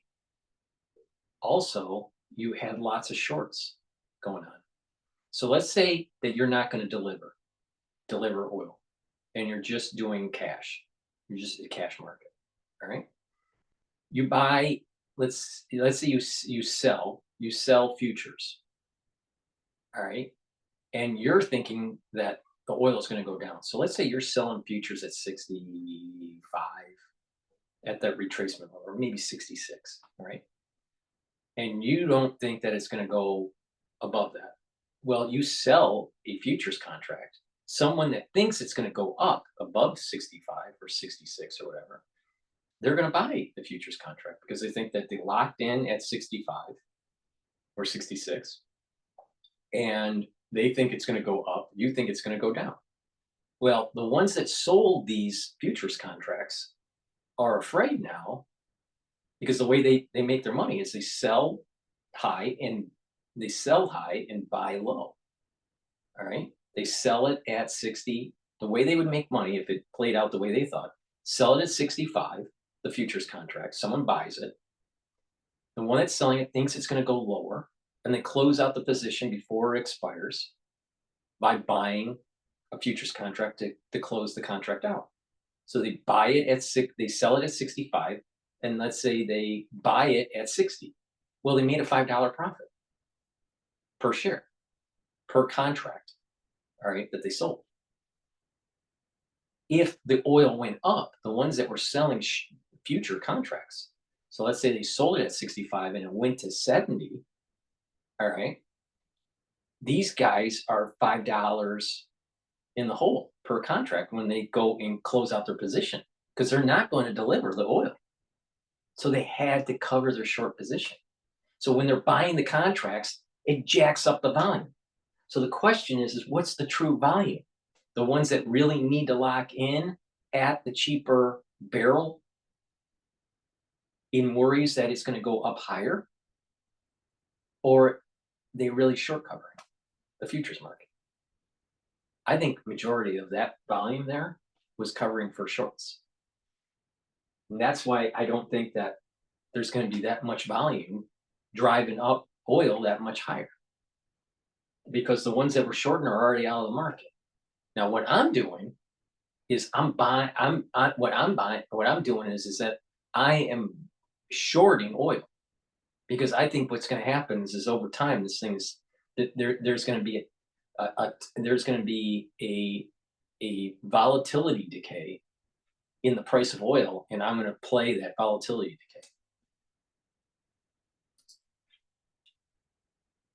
Of volume for the entire WTI curve, so we're not anywhere looking at just the front month, at least from volume and open interest perspective.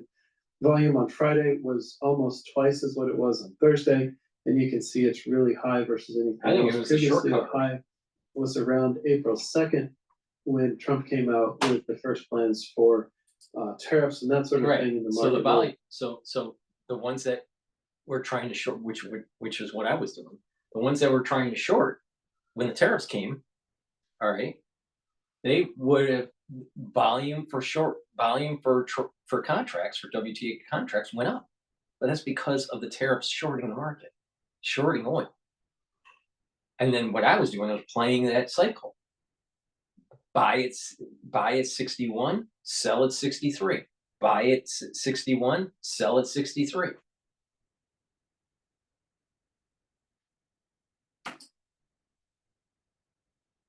Off, but you can see how volume on Friday really dwarfed the Trump tariff volume pop from I'm playing the volatility decay. Much of the strength in the market was coming off of the very front end, which is not a surprise. That's sort of how it happens. That's where liquidity is.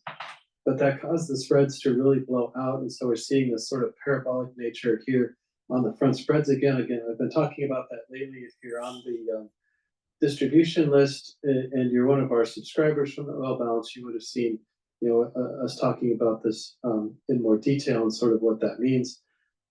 Basically, to quickly break it down, I think there's sort of a wartime setting, a mode that the market can go into, and then just the normal sort of seasonal mode. The point being that these summer spreads, especially in TI, especially when Cushing inventories are low, they tend to follow a linear pattern in terms of price versus utilization. When you get into this war mode like we saw in 21 and 22 with Russia going into Ukraine, the market likes to price in these parabolic shapes where it just can go crazy. And again, so that's what we're starting to see here, it's probably appropriate just from the uncertainty standpoint at this point. But we're not at the point where we're taking oil off the market at this point, but obviously that's where it can get to, and we'll talk about that here in a second.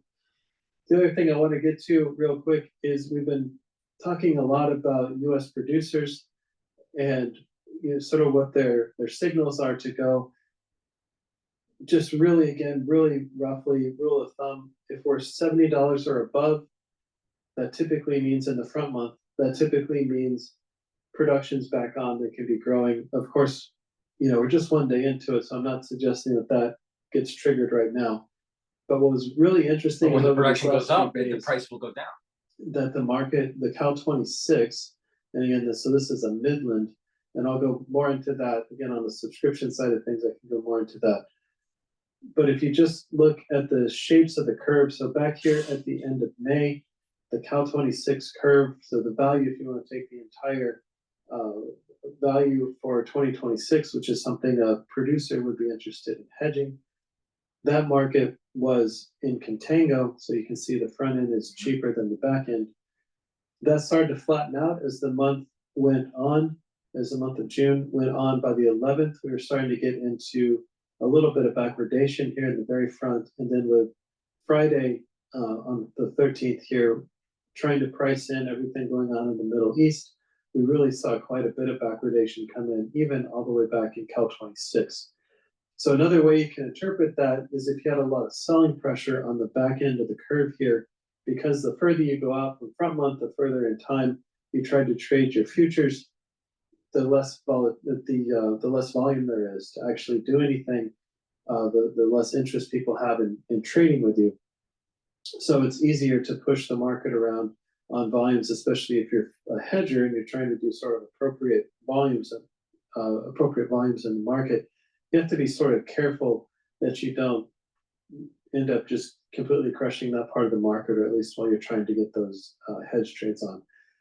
So at any rate, from conversations I had with folks in the market, and then again, just from looking at how they settled things, certainly seems like there was a bit of hedging going on in Cal 26. Again, I'm picking Midland here, so it doesn't necessarily have to be that Midland flat price. But the point is, across Cal 26, it seems to me like towards the end of the week, this week, we probably got some decent hedging going on as the market comes back up to prices that are more suitable to locking in for the producers and giving them some downside protection going forward. This chart on the right-hand side here is just the value of the average number for Cal 26 over time. So you can see it really did pop up quite a bit there on Friday.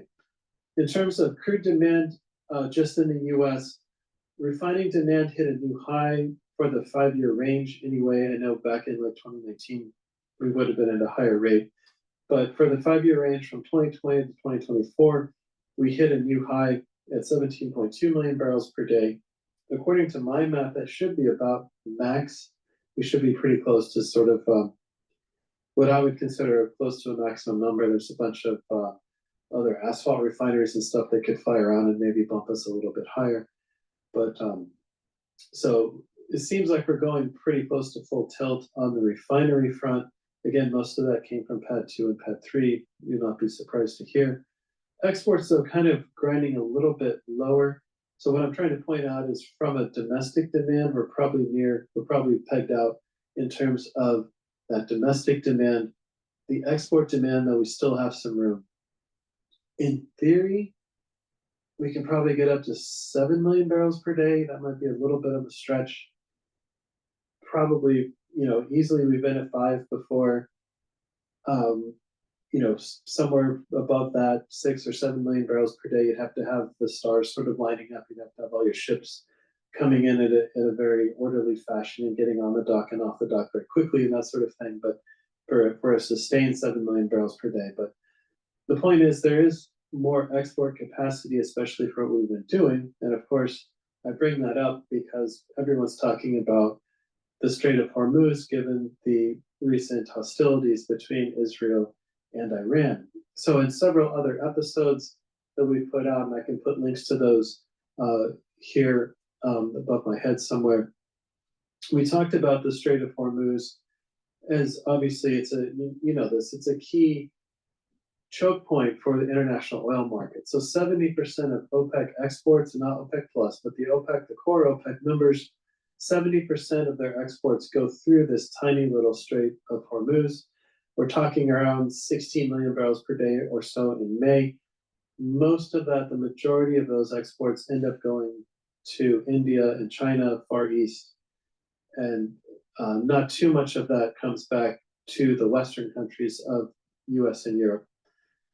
So if someone were to shut the Strait of Hormuz, it's a huge problem for Asia. And again, that's sort of 50% of Asia's total liquid demand, the 16 million barrels per day. So it's just a huge, would be a huge impact to the Asian market. So the way we've been talking about this previously, the Strait of Hormuz issue, is would Iran, you know, the current leadership in Iran, would they shut the Strait of Hormuz? From my perspective, the answer is no, because the blowback on that would be too great for them. They'd be isolating their friends and only encouraging their enemies, so to speak, to get everything back open. There are obviously a couple other things that could happen. You could see, you know, other hostile nations trying to close it as some sort of false flag event. Again, it wouldn't be difficult to close the Strait of Hormuz. You'd probably have to be some sort of government-sponsored agency to be able to pull that off. But just sinking a large enough ship or a couple large enough ships right in this tiny little passage would really create a huge choke point. So again, we've been talking about that previously in terms of would the leadership of Iran want to do that? Maybe we should sort of widen out that lens a little bit and say, you know, is there some actor on the world stage that might want to close that to make things worse for Iran? Yes, I don't want to go into, you know, who that might be per se, but so yes, from that perspective, the odds of a Hormuz closure goes up pretty quickly. That being said, we've got a lot of powerful countries that would want to open that back up again. So obviously China would be interested in getting any closure of the Strait of Hormuz cleaned up. Saudi Arabia would be pretty quick to want to get that picked up. All these, you know, countries along the Persian Gulf here would be pretty quick to try to work together, I would imagine, to get that back opened. So that would mean you would need secure airspace and whatnot to be able to do that, especially depending on the nature of the closure and how that came about and that sort of thing. But so Right. Again, just to kind of if that Strait of Hormuz gets blocked because of the war, then you're talking about escalated oil prices. But that's not going to last for very long because the United States is going to get involved, and every single ship that the Iranians have will be decimated by the U.S. Navy. I mean, if that did happen, I don't think if that did Iran would happen, do it. I think the best thing to do is continue to short oil. Just keep on shorting oil, and then it's going to come down. You just got to weed it out.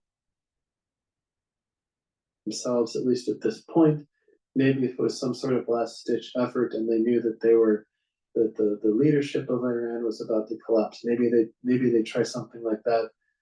If some other foreign country wants to try to do some sort of false flag, if you will, and make it look like Iran's done that, that could be a possibility as well. But it would be absolutely devastating for the Asian markets. That being said, it looks like China is just sitting on absolute groundswell of SPR crude. Well, I shouldn't say just SPR, but the total crude inventories, including SPR, is really quite high. So China, you know, would be somewhat well positioned for that. The rest of Asia, really not so much, as they live much more hand to mouth for these sorts of things. So again, China's pretty good about buying for their SPR when prices are low. Historically, they've been pretty proactive about that. And I think this latest episode of low prices before this week, maybe even before last week, definitely gave them that opportunity to start adding inventory. And maybe they were reading things in the tea leaves just on the geopolitical front too that helped them with that assessment. To sort of bring it back to the US markets though here real quick, heating oil futures have taken the lead here as of Friday as the most valuable product in a dollars per barrel standpoint. But here's a stack of all sort of the, mostly from a Gulf Coast perspective, the prices were tracking within the oil market. Gasoline did not do a good job of keeping up with this move, as you can see here on the heat to gas spread on Friday, just really widening out. Depending what happens, that could be a really good buy, by the way, for traders out there. On the shipping side of things, it all looks pretty active from an LA perspective. We're seeing a bit of a week-on-week increase for week 24. So we've gone from 90.2 the previous week to 94 this week, and we've got a nice bump up on week 25 as we go from 114 up to 122. Of course, we'll take this last number with a little grain of salt, but things are looking better for the time being, at least just for the Port of LA. I'm hearing Port of Houston has been kind of slow though. So basically what he's saying is the trade deficit tariffs aren't really affecting that much of the flow of goods to the port. Sort of the oil shipments, oil and natural gas shipments, Port of Houston is actually looking a little bit slow. Then from a retail price perspective, this week we saw gasoline down about 2 cents per gallon, and we saw diesel up about 2 cents per gallon. But just to kind of, here's a summary too of sort of what we were talking about. But to get back to the Iranian situation, we are hearing reports now that the South Pars system has been hit by the Israelis. So South Pars is a primarily natural gas formation in the southern part of Iran. And I think that's where things start to get interesting. It's one thing if the two parties are just slugging it out, hitting military targets or trying to take out military targets. It sort of becomes a different animal from an oil perspective. If the Israel and their allies start targeting the oil production centers in Iran, that becomes more of a big deal. So just again, to put it, to give you some parameters, Iran, from a crude perspective, produces about 3 million barrels per day.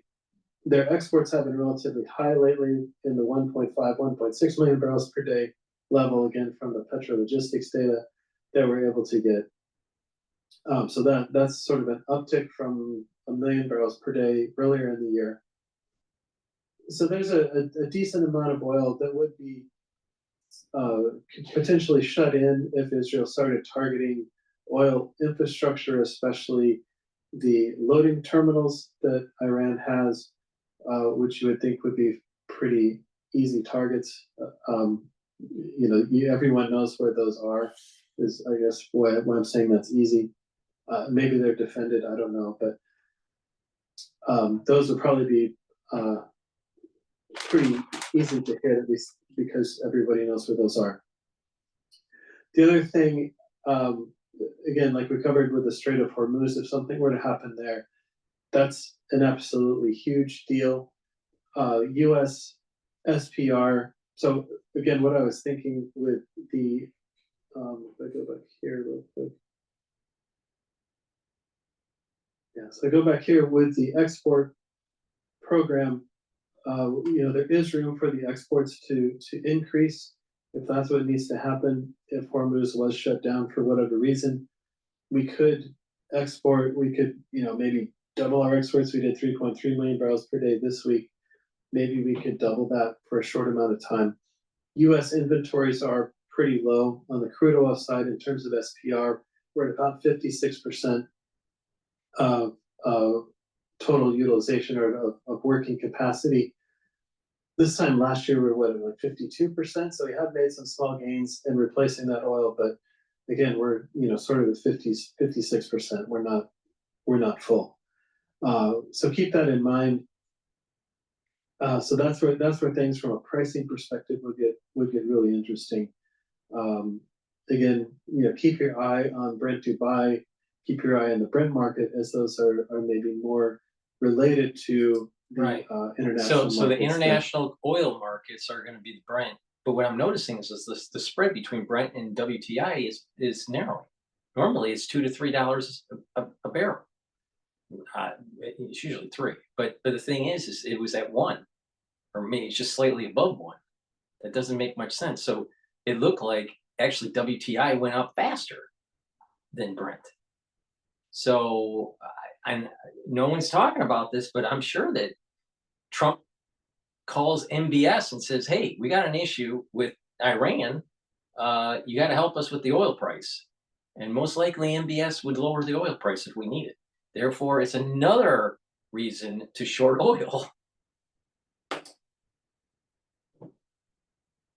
WTI based in Cushing is, but they're all sort of getting more related and closer together. So again, if you like this kind of stuff, like and subscribe to this video. Please go to our website, theoilbalance.com, and click on that button that says add me to your distribution list. And I'll send you a much more detailed presentation. All right, so that's my take on the oil markets. We're going to continue on with other news. Please go to my store, the-studio-reykjavik.com. Get the cleanse or the Max 14. This is the first pillar of my core protocol. It helps to boost up the immune system.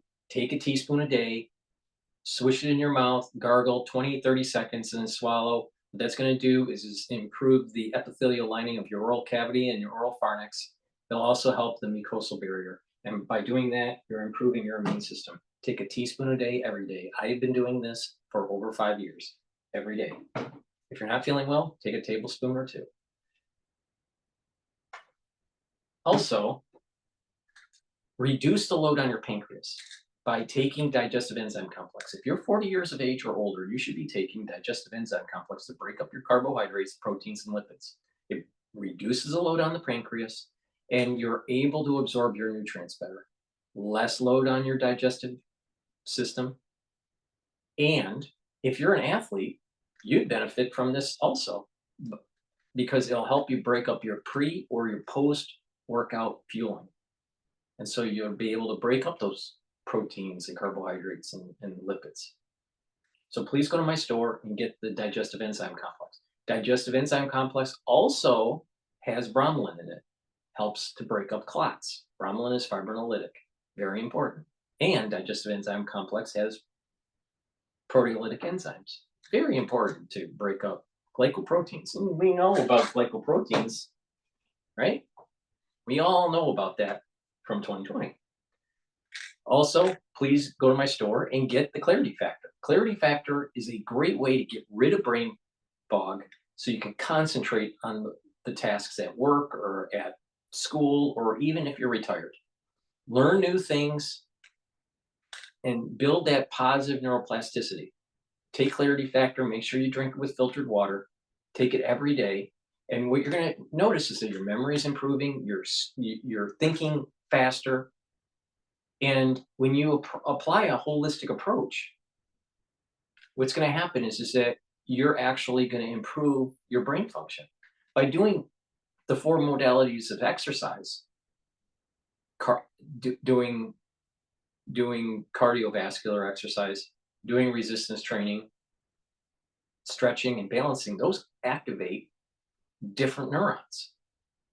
Doing cardio, people would say, how is cardio activating neurons? Well, actually, cardio, because you're moving, it's helping with your kinematics. But not just that, it's helping your baroreceptors, and you're getting better blood flow in building a better microenvironment for the neuroplasticity to allow for those neurons to develop those neural networks. Very important. So proper exercise, proper diets, drink filtered water, stay away from processed foods, stay away from sugary foods, because that causes problems with your neurons. And having some sort of spirituality or meditative practice will help to calm your system down.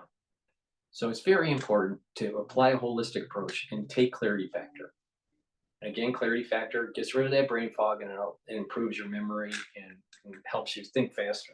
So please go to my store, improve your brain function, improve your pancreatic health, and improve your immune system. All right, so that's a great stack right there. Please go to my store, the-studio-reykjavik.com.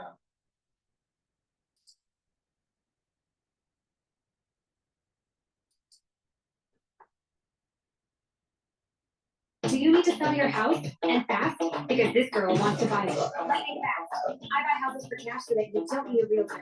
Welcome to the new era of Still, all right, let's listen to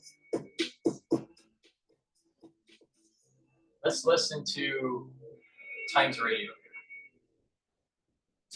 He's not trusted and he's not liked by Israelis. And if civilians keep dying every single day for an indefinite period, because Netanyahu has not in any way expressed what the end game is here. Right. And if he can't deliver, he could find himself disappointed by the reaction. The extent of the damage in Iran is not yet clear, and Iranian officials have not yet released an update death toll from Israel's latest strikes. Israel's airspace remains closed for a third day, and the UK Foreign Office has advised against all travel to the country. Noga Tarnopolsky is an Israeli-Palestinian journalist based in Jerusalem, and she joins us now. Noga, good afternoon. Hello. Hi, Alexis. Noga, good to ask you. We speak every weekend. How are you? What is the scene on the ground at the moment? Well, I personally am quite tired after 3 nights of very little sleep. The senior, I was able to get out a bit today, and you know, there's some cafes open, but just for takeout. There are 1 or 2 cafes open more normally, but for briefer hours. But basically, other than, you know, those of us who insist on just being able to sit down and have a coffee on a sidewalk somewhere, it's very, very quiet. And Israel has been, again, completely isolated from the world. There are no flights in, no flights out. Schools have been shut down. The assumption is that school will not resume before the beginning of next school year. People are not going to work. It's a very extreme deviation from what was already a fairly difficult war routine, but had become a routine. We've just been seeing videos of both the Prime Minister and some of his ministers, the Security Minister, Itamar Ben-Gvir, walking through the neighborhood in Bat Yam, where we've seen that huge missile strike that took down a 10-story building. There seems to be a lot of crowds gathering, a lot of chanting of the Prime Minister's name when he was doing the walkthrough. What is the response of the Israeli people for these strikes? Are they hugely supportive of the missile strikes in Iran? It's a very complicated question that you just asked me. And the first response is, I don't know. There haven't been any polls in the 50 or so hours since this started. It was a weekend and it was unexpected. Netanyahu, as you know, is a very unpopular prime minister.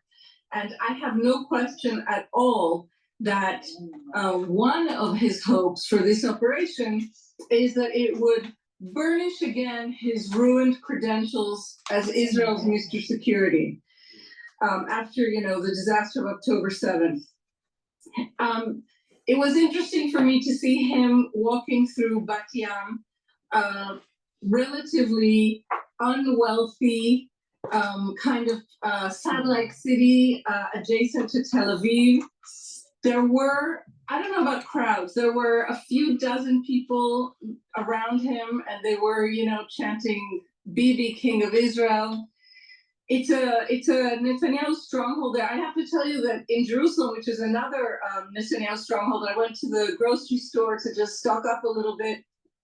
And there was a gentleman in the line for the cashier next to me who made a comment. He said, "Oh, thank God we have Bibi looking out for us." I don't know how representative this is. I can only share with you my sense. My sense is that Israelis are exhausted, worn out, and that Netanyahu has again made a promise he won't be able to keep, right? Unless a wager he seems to have made comes out, which we can discuss in a minute. Netanyahu promised Israelis a very clear thing with this Iran attack, and it is that he will eliminate the nuclear threat from Iran, full stop. For Israelis, that's a very persuasive argument, as we see that it is, by the way, for many Western leaders, for Keir Starmer, for Emmanuel Macron. If the threat of a nuclear Iran is abstract for many people, for these leaders it's not, and for Israelis it's been a presence in their lives for several decades, with Iranian leaders routinely screaming that Israel needs to be wiped off the face of the earth. So I expect that at that level, Israelis support this. I think that the UN nuclear watchdog report that happened to come out on Thursday, just before this strike, also helped Israelis understand the danger, the real danger Iran poses. That said, Iran until this point was not disrupting daily life in Israel. And now you're seeing civilians die every single day. And at the same time, soldiers are still dying in Gaza. It's just Israelis get to pay less attention to it because the Iran war is so now blanketing the news sphere here. So my best guess, my honest assessment for you, is that Netanyahu does not have a huge margin of action here in terms of his popularity among Israelis. He's not trusted and he's not liked by Israelis. And if civilians keep dying every single day for an indefinite period, because Netanyahu has not in any way expressed what the end game is here, Right. and if he can't deliver, he could find himself disappointed by the reaction. Is there a sense, Noga, that Israel is being left to carry out this disarming, if you like, of... What's the secret to building wealth? Well, people think it's about staring at trading charts for 12 hours a day, or jumping from one hot investment to another, or trying to time the perfect market entry. And disarming, if you like, of Iran and their nuclear capabilities pretty much on their own. We've heard from European leaders, foreign leaders, they've all been asking for a de-escalation. But we all know that for many leaders, this idea of Iran being able to achieve nuclear weapon capability is a major concern. And they seem all too happy to just let Israel get on with doing what some might call the dirty work in Iran. Is there a feeling of the international community abandoning Israel at this point? I don't think there's a feeling of the international community abandoning Israel in this respect, because the statements, as you just said, have been quite nuanced. There are calls for de-escalation, but they all express support for the genuine danger posed by nuclear Iran. And I do think, again, that these leaders are very well aware of what that means. I think that Israelis have felt very confused by the growing diplomatic isolation regarding Gaza. So that came before this. Yeah. And again, I just want to return. I think Israelis, after 20 months of war, are exhausted. And, you know, yesterday there's a political satirist who I follow, who yesterday made what I consider a very non-satirical comment. And he said, this may end up being the first war in which an entire nation dies of simple exhaustion. And I think that that reflects the vibe here. But again, I think that Netanyahu is taking certain risks. We've seen him, within a matter of hours, move away from just targeting military and nuclear targets to also including national infrastructure in Iran. And I don't know if he's going to have the support of other world leaders for that. And I'm not sure that he has made those inquiries. No, as ever, thank you for giving us your time. Always good to speak to you. Stay safe, and we'll look forward to speaking to you. All right, let's listen to maybe Fox News. But before we do that, please go to my store, the-studio-reykjavik.com, and get the lozenges and the drops. Use them year-round. You never know when you need them. Have some at work, have some at home, no matter what the season is. I have elderberry zinc in stock. You get 21 in each bag. The lozenges are larger than the drops.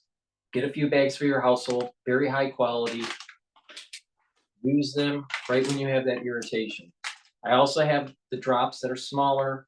You get 100 in each bag. You can get it in blueberry, in honey and lemon, and also in cherry. Get a few bags for your household and for work. Use them right away, right when you have that irritation. Very important. I also have olive leaf extract. Olive leaf extract is a dual purpose supplement. It helps with your immune system and your cardiovascular health. Olive leaf extract brings down inflammation, and by bringing down inflammation, you're helping your immune system, and by bringing down inflammation at the vascular level, you're reducing plaque formation. Olive leaf extract also helps to control your lipid profile. The lipid profile that needs to be controlled is your bringing down LDL and increasing your HDL levels. When you have less LDL, you have less LDL that's oxidized, and oxidized LDL is what is eaten up by macrophages that creates plaque. So if you have less LDL oxidation, then you have less plaque formation. So please go to my store, the-studio-reykjavik.com, and get the olive leaf extract. Take it every day. Drink it with filtered water. And taking supplements that have dual purpose are super important. Vitamin C with magnesium. This helps with your skin, your immune system, and your brain function. Magnesium is super important for brain function. Also, magnesium increases the efficacy of D3. And magnesium and zinc helps with brain function and immune system. Take them together. And a great stack would be you're helping with your immune system and brain function and your skin, and taking the olive leaf extract and you're helping your immune system and your cardiovascular. So please go to my store, the-studio-reykjavik.com, use discount 5, get the magnesium and zinc, the vitamin C and magnesium and the olive leaf extract. It's a great stack. Use discount 5, you get $5 off any order, and if you spend $150 or more, you get a free gift until supplies last. Please go to my store, the-studio-reykjavik.com. All right, let's see.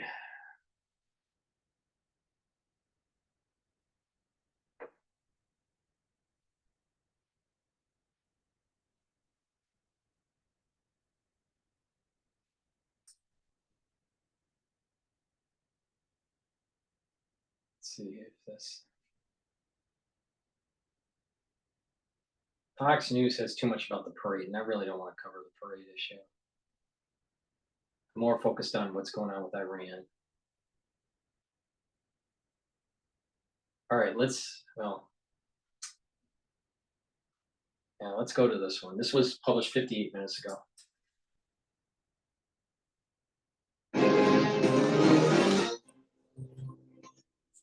Good afternoon. Welcome to Washington for a special edition of Special Report. I'm Brett Baird. Coming up in a few minutes, my world exclusive live interview with Israeli Prime Minister Benjamin Netanyahu, the first since the Israeli strikes on Iran began. But first, this afternoon, Fox News alert: the growing conflict in the Middle East. Israel launching a third day of airstrikes across Iran. Israeli officials advising Iranians to evacuate arms factories and threatening to use even greater force. Iran saying 128 people have been killed, 900 wounded so far. The Islamic Republic responding with missile attacks of its own, which have killed 13 people, wounding more than 360. Iran's foreign minister saying today his country will stop its attacks if Israel stops theirs. Let's get the latest now from Chief Foreign Correspondent Trey Yanks, live in Tel Aviv. Good afternoon, Trey. Brett, good afternoon. Since the conflict began, Iran has launched more than 250 ballistic missiles into Israel. Overnight, 11 people were killed when some of those missiles slipped past air defense systems, slamming into residential areas. Hundreds more have been wounded.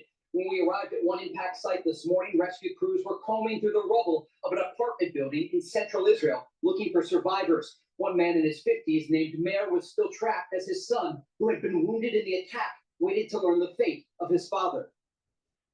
Right now, rescue workers are digging through the debris following that Iranian ballistic missile attack that targeted central Israel.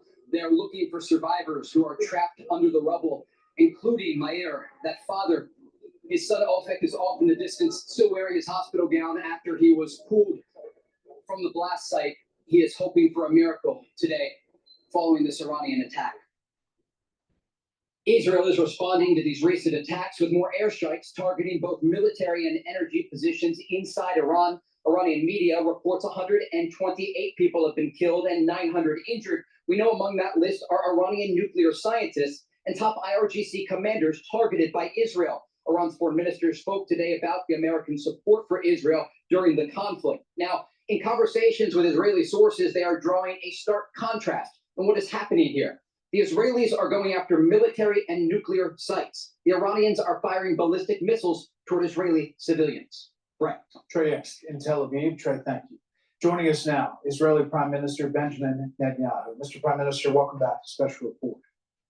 Thank you. Good to be with you, Brett. First of all, let me start at the beginning.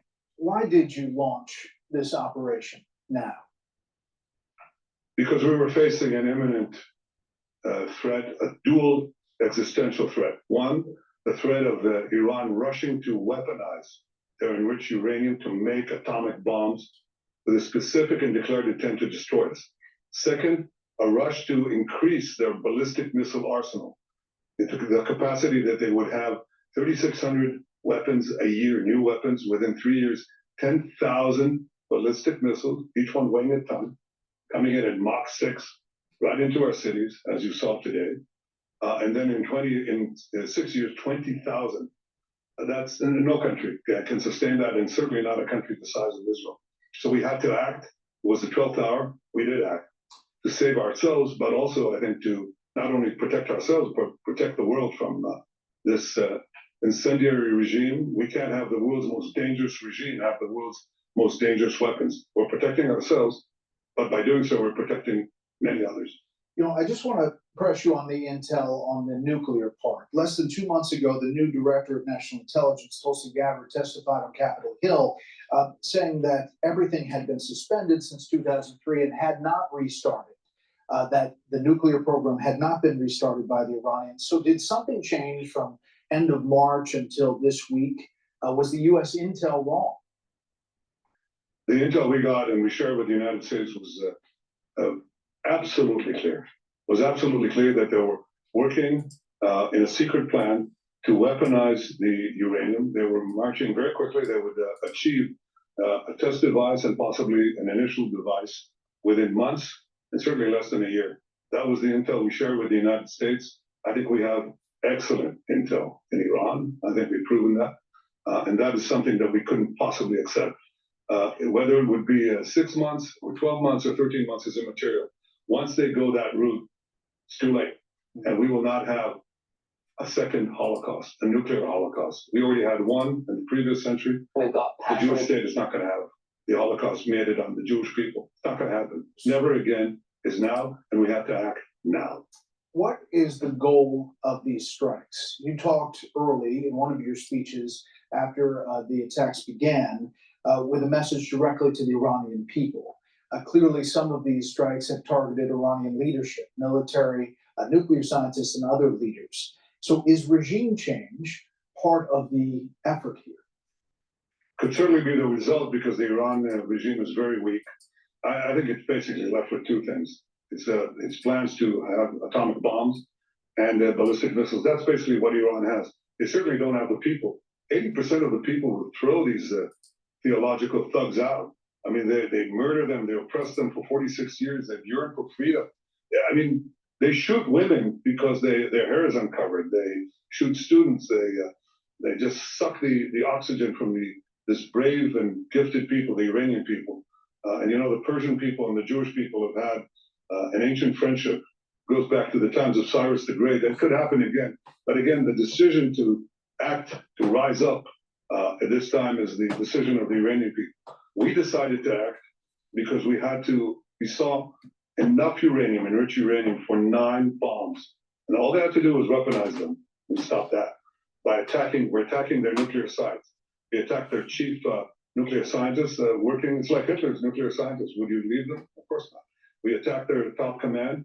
I can inform you, Brett, that moments ago, we also got the chief intelligence officer and his deputy in Tehran, because we're now over the skies of Tehran. Our pilots, our brave pilots, are over the skies of Tehran, and we're targeting military sites, nuclear sites. That's what we're doing to take out those 2 threats. Unlike the Iranians, who your reporter said correctly, they're targeting our civilians. Yeah. They're bombing our civilians. So that's the difference. They're a terrorist regime. We can't have Iran have nuclear weapons. And by the way, our intel shows that they intend to give these nuclear weapons to their Houthi proxies and others. And that's nuclear terrorism on a global scale. It threatens everyone. And the last thing is they have plans to develop intercontinental ballistic missiles.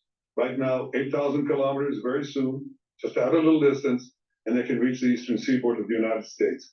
These people who chant death to America, tried to assassinate President Trump twice, killed 241 of your Marines in Beirut, killed and injured thousands of American soldiers in Afghanistan and Iraq, tried to bomb a restaurant in Washington, D.C., chant death to America, burn the American flag. Do you want these people to have nuclear weapons and the means to deliver them to your cities? Of course not. Yeah. So we're defending ourselves, but we're also defending the world. I want to talk about the nuclear threat. I want to talk about President Trump. You just said Iran tried to assassinate President Trump twice. Do you have intel that the assassination attempts on President Trump were directly from Iran? Through proxies, yes. Through their intel, yes. They want to kill him. Look, he's enemy number one. He's a decisive leader. He never took the path that others took to try to bargain with them in a way that is weak, giving them basically a pathway to enrich uranium, which means a pathway to the bomb, padding it with billions and billions of dollars. He took up this fake agreement and basically tore it up. He killed Qasem Soleimani. He made it very clear, including now, you cannot have a nuclear weapon, which means you cannot enrich. He's been very forceful. So for them, he's enemy number one. Yeah. Look, they also try to kill me, but I'm his junior partner. When did They you understand that President Trump is a great threat to Iran's plans to weaponize nuclear weapons and use them. When did you tell President Trump you were going to launch these strikes? Look, I've been in constant contact with President Trump. We've known each other for many years. And obviously, we informed our American friends and President Trump, our great friend, ahead of time. Now, he did. He knew about it, of course. I mean, there were reports that President Trump kind of helped you achieve your strategic surprise by publicly urging you not to attack when he already knew you had decided to do it. So you were closely coordinating with the U.S. throughout this process. Look, we're fully coordinated, but understand that America, under President Trump, will make the decisions that are best for America. And that's the way it is. He understands that I, as the Prime Minister of Israel, the one and only Jewish state, must make the decisions that are important for the survival of my country, and he will do what is best for America. That is a relationship of mutual respect and mutual confidence. Does Israel have the capacity to strike Iran's nuclear sites deep underground? Well, we've certainly done quite a bit. We've destroyed the main facility in Natanz. That's the main enrichment facility. And if we need to, we'll add whatever is needed. But yes, we're committed to achieving both goals. And I'm not going to get into all of our objectives. I don't want to get into specific operational plans. But it's our existence. But not only ours. I think it's a wider battle here of civilization against barbarism, of good against bad. I mean, this regime, look at what it's done without nuclear weapons. It's just fomented evil everywhere. I mean, they've pushed international terrorism to the hilt into every part of the Middle East, in Syria, in Iraq, Lebanon, where they had Hezbollah, Hamas, where they encouraged the Houthis, the great massacre of October 7th, the Houthis. That's what they're doing when they don't have nuclear weapons, including attacking American targets. Imagine what they'll do if they had nuclear weapons. And I'm always amazed at people who say they care about America and they don't want a war. They're right. This is a forever war that Iran is doing without nuclear weapons. And imagine what they will do if they have them. I think for the security of Israel, America, the world, we must make sure that they don't have these weapons and the means to deliver them. And they're working on both. I just want to ask you about the nuclear sites. Fordo Nuclear Enrichment Facility located. Before we do that, please go to my store, the-studio-reykjavik.com, and get the vitamin B complex. Vitamin B complex is very important to take if you're 40 years of age or older. Vitamin B complex will help with your cellular metabolism. The first 4 B vitamins helps with your mitochondria. That will increase your ATP levels so you have more energy. In addition, vitamin B complex is super important to protect your neurons. Very important. And when you start to get age 40 or older, you need to rev up that metabolism and protect those neurons. And stack it with the omega-3. Omega-3 helps with cardiovascular health. So you're helping with your neurons and cellular metabolism, and you're helping with your cardiovascular health. So omega-3 will help to prevent the red blood cells from sticking too readily. So it's reducing clot formation. And omega-3 will help to bring down LDL levels and help to increase HDL levels. It brings down systemic inflammation. And by doing that, you're reducing the chances of further plaque buildup. So stack the vitamin B complex to help with your neurons and your cellular metabolism with the omega-3, and you're improving your cardiovascular health too at the same time. So please go to my store, the-studio-reykjavik.com, and apply the holistic approach. Proper diet, proper exercise, proper sleep, mindfulness. These are all really important things. So please go to my store, use discount 5, you get $5 off any order. If you spend $150 or more, you get a free gift until supplies last. Deep inside a mountain, these are from Iranian nuclear experts, inside this mountain cone, Esfahan, deeply buried facility where Iran stores its highly enriched uranium. In some ways, experts say it might even be more important than Fordo. The IAEA says it's a half-mile deep. So I guess the question is, if the goal is destroying Iran's nuclear program, how do you do so without the 30,000-pound bunker buster bombs that really only the U.S. has? Have you asked President Trump to use that 30,000-pound penetrator bomb to get to those facilities? I'm not going to get into my discussions with the president, but understand that his decisions are his decisions. As for these targets, we've destroyed in Isfahan the conversion facility they have. That's a very important facility that without which you can't really build a weapon. That's gone. There are other plans that we have. I won't get into it. I think Israel has shown that it has, well, how shall I say it? We're the innovation nation, we're called that, startup nation. So we have quite a few startups and quite a few rabbits up our sleeve. And I don't think that I should get into that. Okay. Well, I mean, are you getting everything from the U.S. that you've asked for? Is there something that you've asked for that you're not getting? What I'll say this is that I deeply appreciate President Trump's decision to help in the defense of Israel. American pilots are shooting down drones that are headed towards Israel, as do our pilots.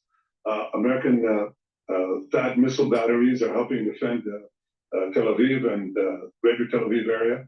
American Aegis ships are in the Mediterranean. That's all a decision by President Trump, which I deeply appreciate. Again, his decisions on what to do at any given time is the president's decision. I trust his judgment completely.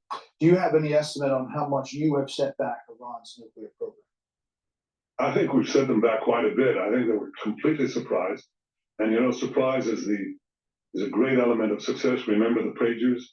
Remember Nasrallah? That's part of breaking up the Iranian axis. And we achieved that with surprise. And I think we achieved a great surprise the other day when we started. We could wait and wait and wait.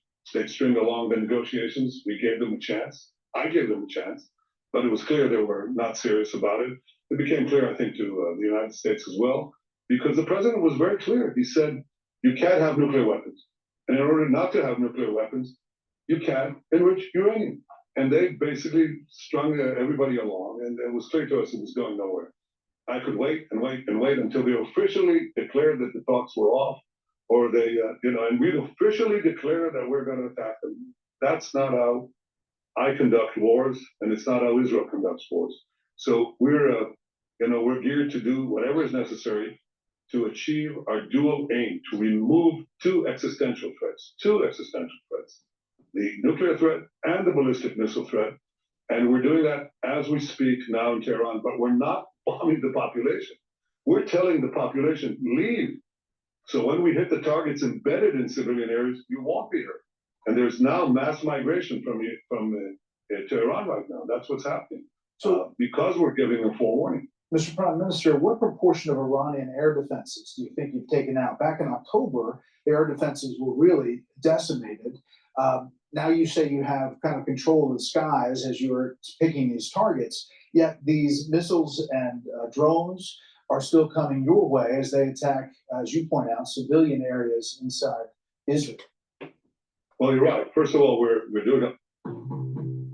Deliver unparalleled IT efficiency, security, and support with Ninja One's unified IT management. Well, you're right. First of all, we're doing a lot to prevent a lot of them from coming in, but it's not hermetic. You're quite right. But when I say we have control of the skies, you correctly said that they had a very dense anti-aircraft batteries between the western border of Iran and Tehran, and basically are incredible. There's no other word to describe it. Our incredible intel guys and the Mossad, they did wonderful work to peel off the layers of protection that they had, and our pilots took them out. And so we have a free highway to Tehran, and we can now pick off the targets that we need in Tehran and other places without having our planes shot down. And so far, none of them have been shot down. And I hope that continues. But we are absolutely resolute to remove this threat. This is what you have to do when you stand at the brink of catastrophe. And I think it's not just our test. You know, Churchill talked about the slumber of democracies. He said that democracies tend to sleep until the jarring gong of danger wakes them up. Well, sometimes it might not wake them up. Certainly, we didn't need a wake-up gong. I've been talking about the Iranian threat for 40 years. 3 years, I think, or 4 years after the Iranian regime, the Ayatollah regime, hijacked Iran and the people of Iran. I said the greatest threat facing Israel, and potentially the world, is this regime that will try to arm itself with nuclear weapons. And I've devoted a considerable part of my life, in fact, most of my life, to preventing that. And when the gong of danger sounds, and you know it's the last moment, it's the 12th hour, you've got to act. That's what responsible leaders do. And what I want, what I seek, is that the entire world will do what President Trump is doing. He's standing up for good against evil. He's standing up for the right against the wrong. He's standing up for good against bad. And I think that's very admirable. I salute you for it, President Trump. The president's also, however, Mr. Prime Minister, calling for Iran to get back to the table, to the negotiating table. You don't seem to be saying that that's worth it. How does this end? Well, in fact, I said it is worth it if they'll do what the president wants. And that is eliminate their enrichment capacity. You know, that's a lot better than my country, my forces, my brave pilots having to do it. It's much better that our Mossad operatives on the ground having to do it. But if they don't do it, and they certainly didn't want to do it, it became very clear, we had to act. We don't wait until we have a nuclear holocaust. That's not going to happen again. So how does it end? Well, it'll end when we remove those capacities, and we will. You stop short of killing Iran's civilian. Please go to my store, the-studio-reykjavik.com, and get the Good Night Formula. Good Night Formula helps you get into the cycles of REM sleep and deep sleep to slow down the aging process, to be well rested, to consolidate memory, and to detoxify your central nervous system. It is very important to have a regular sleep. This has tryptophan, melatonin, GABA, and passion flower. Take this every night and get the cycles of REM sleep to improve your memory consolidation and detoxify your central nervous system. This stacks well with NAD+ and ubiquinol. I'll be talking about that shortly. Resveratrol. I've been taking resveratrol for decades. It's an antioxidant. It's going to soak up free radicals. It's going to help with the mitochondrial health. It's going to boost up energy levels. It's going to allow for youthful gene expression, and it'll help you get rid of senescent cells. So please go to my store, the-studio-reykjavik.com, and get the resveratrol. Resveratrol stacks really well, and you get the max benefits of resveratrol when you stack it with C60, with NAD+, and ubiquinol. You can also stack it with Clarity Factor. Please go to my store, the-studio-reykjavik.com. Use discount 5 and you get $5 off any order. If you spend $150 or more, you get a free gift until supplies last. There's just military commanders, I mentioned nuclear scientists, but not the supreme leader, Khamenei. There is a Reuters report just moving saying that President Trump in the last couple of days vetoed an Israeli plan to kill Iran's supreme leader, according to 2 U.S. officials. Is that true? I don't know if it's true or not. We'll find out. But the thing is that it's not just destroying the nuclear capability of Iran. The Ayatollah has to be eliminated. And what's going to happen is by eliminating that regime, when you push regime switch, regime change, what's going to happen is that the true secular movement within Iran, which is great, it's a very large movement, will be able to flourish and they'll have democracy. They want democracy. They don't want a theocracy. They're being held down by this theocratic regime. So it's to destroy their nuclear capability and to decapitate the Ayatollah. It's that simple. Let's see what Bibi has to say. Yeah, there's so many false reports of conversations that never happened, and I'm not going to get into that, but I can tell you, I think that we do what we need to do, and we'll do what we need to do, and I think the United States knows what is good for the United States, and I'm just not going to get into Okay. The Iran foreign minister today told reporters this: if Israel stops attacks on Iran, quote, our responses will stop. The attack on Iran in the midst of nuclear talks clearly demonstrates the Israeli regime's opposition to any form of negotiation. The canceled talks that were intended to take place today, he said Iran would have presented a counterproposal that, quote, could have opened doors for an all-out agreement with the Americans. So, as again, the foreign minister saying, if you stop, they will stop. What's your response to that? Well, first of all, it's hogwash.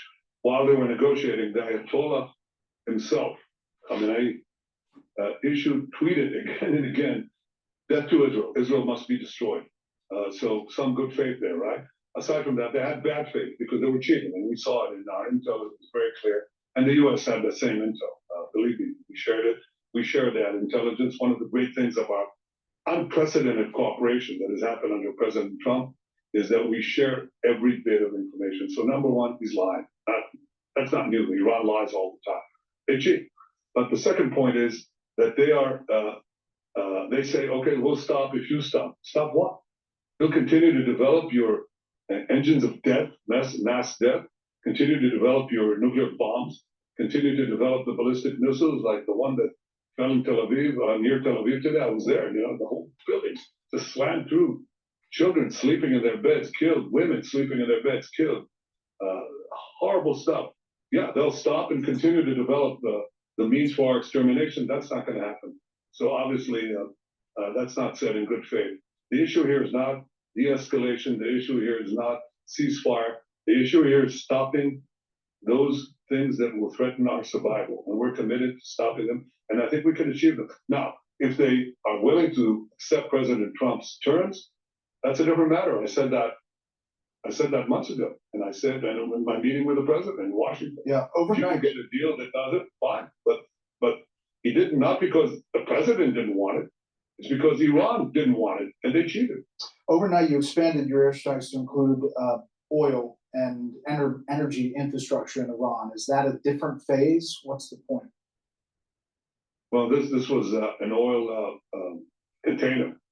It wasn't a production site, but it merely means that we're ready to take whatever action is needed.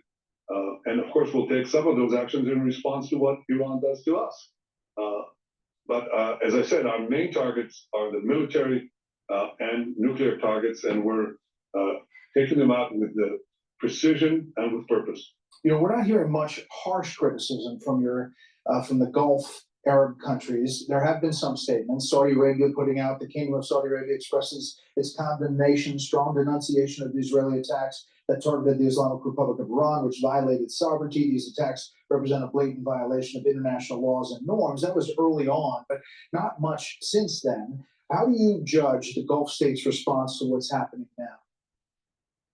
Well, I'll leave that to them. They can speak for themselves, but I truly believe, that we have a great future if we take out Iran. Iran has been the systematic fomenter of wars, sabotage, terrorism. They attacked Aramco, the Saudi oil facilities. They send terrorists everywhere throughout the Middle East. So I think that I have a different conception, a different future. And it was embarked on with the help of President Trump and his leadership in the Abraham Accords, where we signed peace treaties with 4 Arab states, expanding the peace, something that wasn't done for a quarter of a century. And I believe that we'll have opportunities to expand the peace as well with other of the Arab states next to us. I think they understand that Iran is a mortal threat to them as well. They have their eyes on their oil facilities. They want the waterways for the Houthis. They want to conquer the Middle East. And the one obstacle they've had so far is the state of Israel, because we're the ones fighting Iranians. And the other obstacle they have is President Trump. And I think, I'll tell you, they think that President Trump is an enormous obstacle. They think that Israel is a very big obstacle. And they're out to get us both. In fact, they tried to kill me too. They fired a missile into my bedroom window. They missed. Wow.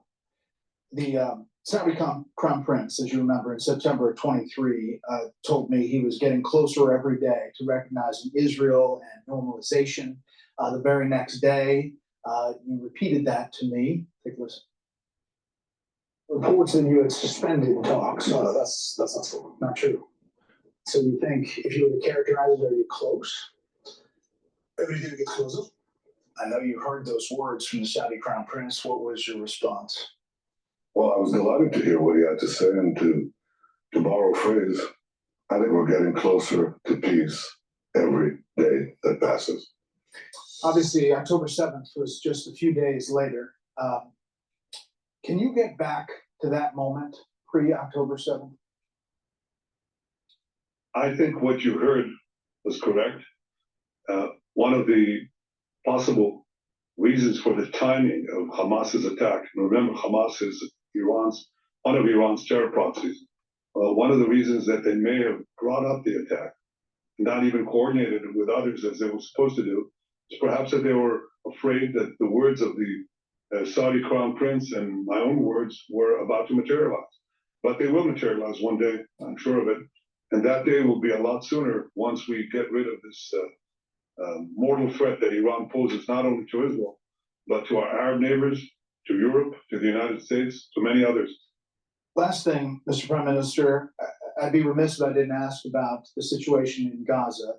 One of the reasons it's not moving forward, the normalization, is because of how that's happening. Understand that you put the onus on Hamas for everything that's happening there. But as of now, you know, we take the Gaza Health Ministry for what it is. They say the death is 55,000. The United Nations puts it at that number as well, but they're citing the Gaza Health Ministry, and women and children making up half of the dead. Is there an Israeli estimate as far as the death in Gaza since the start of that operation? Well, the ratio of civilian combatants to non-combatants is about 1-to-1, which is unheard of in such a dense urban environment. That's happening because we're telling the population leave, and Hamas at gunpoint, and sometimes shooting them, saying stay in the war zone. That's why you have, or had, a lot of civilian casualties. That is decreased, and happily, because we're doing everything in our power to separate combatants from non-combatants. The reason this war has been going on for so long is, well, one primary reason is the hostages. They've taken hostages. Remember, this is the regime that took Americans hostage. There's 53 captives, less than half of them believed to be alive. Is that fair? 20 are alive. The rest, unfortunately, are not alive. But, you know, we started out with, we've already brought back 202 hostages, most of them alive. Some people believed in the beginning of the war, in fact, our most senior military people, they said, you will be lucky if we got one. And I said, no, I don't think so. I think that a combination of military and diplomatic pressure will get us, we can get them out. And I'm committed to getting all of them out. I've said 2 days ago, I've instructed our people to try to resume the negotiations for a ceasefire that would enable us to take Steve Witkoff, the American envoy, has made an offer to begin a 60-day ceasefire in which half of those hostages would be released right away. And I said, yes, we're ready to go. There's been some development there. I hope we're able to do that because I'm committed to getting them out. And I'm committed to getting them out and also to separate the Hamas from controlling the humanitarian aid that we're trying to give the people of Gaza, because they rob it, they steal it, and then they take a good chunk for themselves, and then they hike up the prices and give a pittance to the civilian population. So we have a plan that we devised with the help of American firms to separate the giving of the humanitarian aid to the population from Hamas control. And we're accused of starvation policies and all these other demonizations and vilifications against Israel. Look, we're a democracy fighting an island in the sea of evil, and we're doing what we can to remove this proxy, this Iran terror proxy as well. But the big problem, the big question for Israel, for humanity, for the world, for Israel and the United States, is whether we can take away the weapons of mass death from this cult of death that is in Tehran. The tyrants of Tehran will not win. Yeah. We, with God's help, we will win. So just address the critics who say about Gaza that you're trying to make Gaza unlivable. Please go to my store, the-studio-reykjavik.com, and get the dual-purpose deodorants. These will detoxify your body, and you use it as a daily deodorant. You can get it in citrus or in peppermint, lavender, and tea tree. It's made from essential oils from the Himalayas. No aluminum, no baking soda, all natural. It's for males and females. Get a couple bars for your household.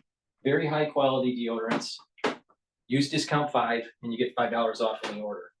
Zeolite is a way to detoxify your body.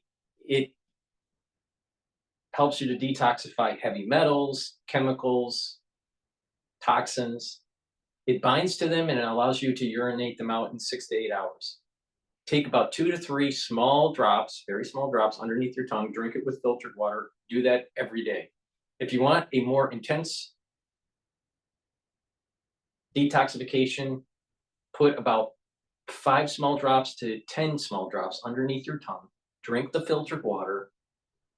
Do that every day until the bottle's done, and do that once or twice a year. But it's better to do it every day. Also, make sure that you clean your environment. Keep those paints and cleaning solutions that you don't need out of the house. If you do need them in the house, put them in triple layering, so it's not degassing into your environment. Because if you breathe in those chemicals, those cleaning supplies or paints on a regular basis, and you don't even notice it, they are endocrine disruptors. So it's affecting your endocrine system, and it's affecting your immune system, and you don't want that. So it's very important to clean your environment. Drink filtered water, and also stay away from processed foods. Take zeolite every day, and detoxify your body. Again, use discount 5, you get $5 off any order. If you spend $150 or more, you get a free gift. And another great supplementation stack is the D3 and K2. D3 and K2 help to absorb calcium. And by absorbing calcium and then you're doing resistance training, guess what?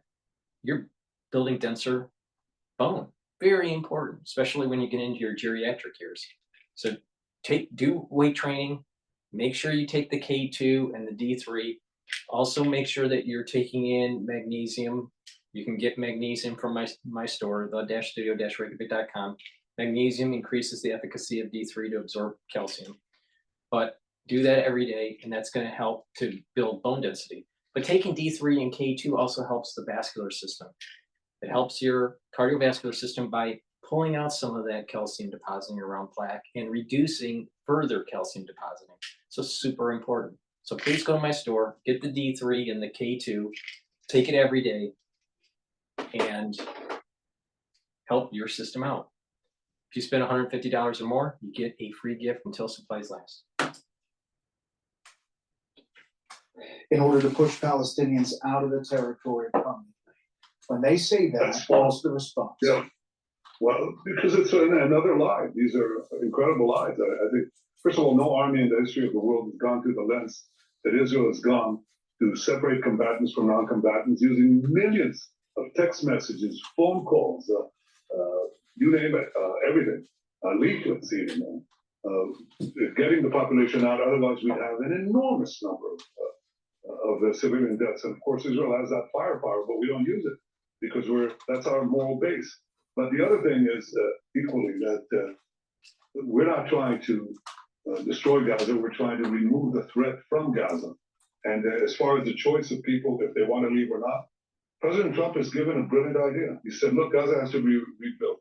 It's been destroyed because every place is booby-trapped. So, the population finally leaves. They overcome the threats by Hamas to shoot them, and they just leave. They tell Hamas, leave our buildings, and they almost get shot by Hamas. But when they leave, they booby-trap everything. So when we come to fight the terrorists, they set off these charges and they kill our soldiers. What we do is we bring a supercharge, it detonates all the booby traps, and that's how you have buildings destroyed. We also go into tunnels. Sometimes it's great sacrifice. Our UN ambassador, Leiter, had his son, 39-year-old father of 7, killed because he went as a reserve soldier to defuse these tunnels. But we put charges there. They blow up the tunnels are below buildings. The buildings collapse. So there's a lot of demolition in Gaza. It has to be rebuilt. President Trump said, okay, let the people have a choice. Why are they locked in? They're not locked in other battle scenes, and people leave by the millions in Ukraine, in Iraq, and Syria. They're left by the millions. In Gaza, they're locked in. He said, why? Give them a choice. If they want to leave to other locations, help them with a voluntary relocation. If they want to come back, they'll come back after the work of basically restructuring Gaza is complete. And I think that's a brilliant plan. I think it's all for the good. It's good for peace. It's good for Israel and the United States. I think it's good for Palestinians. They should be given a choice. Mr. Prime Minister, very last thing. I asked you how long this may last. You said it's up to the Iranians. If you had the opportunity, and you do now, to speak directly to the Supreme Leader and to speak directly to the Iranian people, what are those two messages you'll say? Well, the Iranian dictator, really, he's a dictator. He's a tyrant. He has sent us a message calling just about every day for the death of Israel, the destruction of Israel and America, but the death of Israel. So my answer to him is with action, not with words. But to the people of Iran, I say you're great people. You're people of great talent and genius. You have been usurped by this tyranny that has robbed you of hope, has robbed you of a good life. I speak to the Iranian people directly. I don't know if you know this, Brett. I do these videos.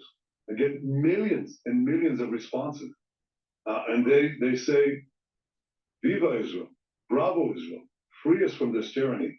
And I say to them, your hour of freedom is near. Rise up, be free.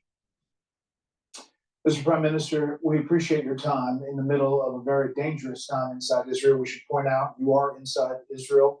We've kept your location private since it's a security situation, but we appreciate all the time you've given us. You're welcome back on. All right, we're going to go to Al Jazeera, I think, depending on, let's see, what other news is popping up here.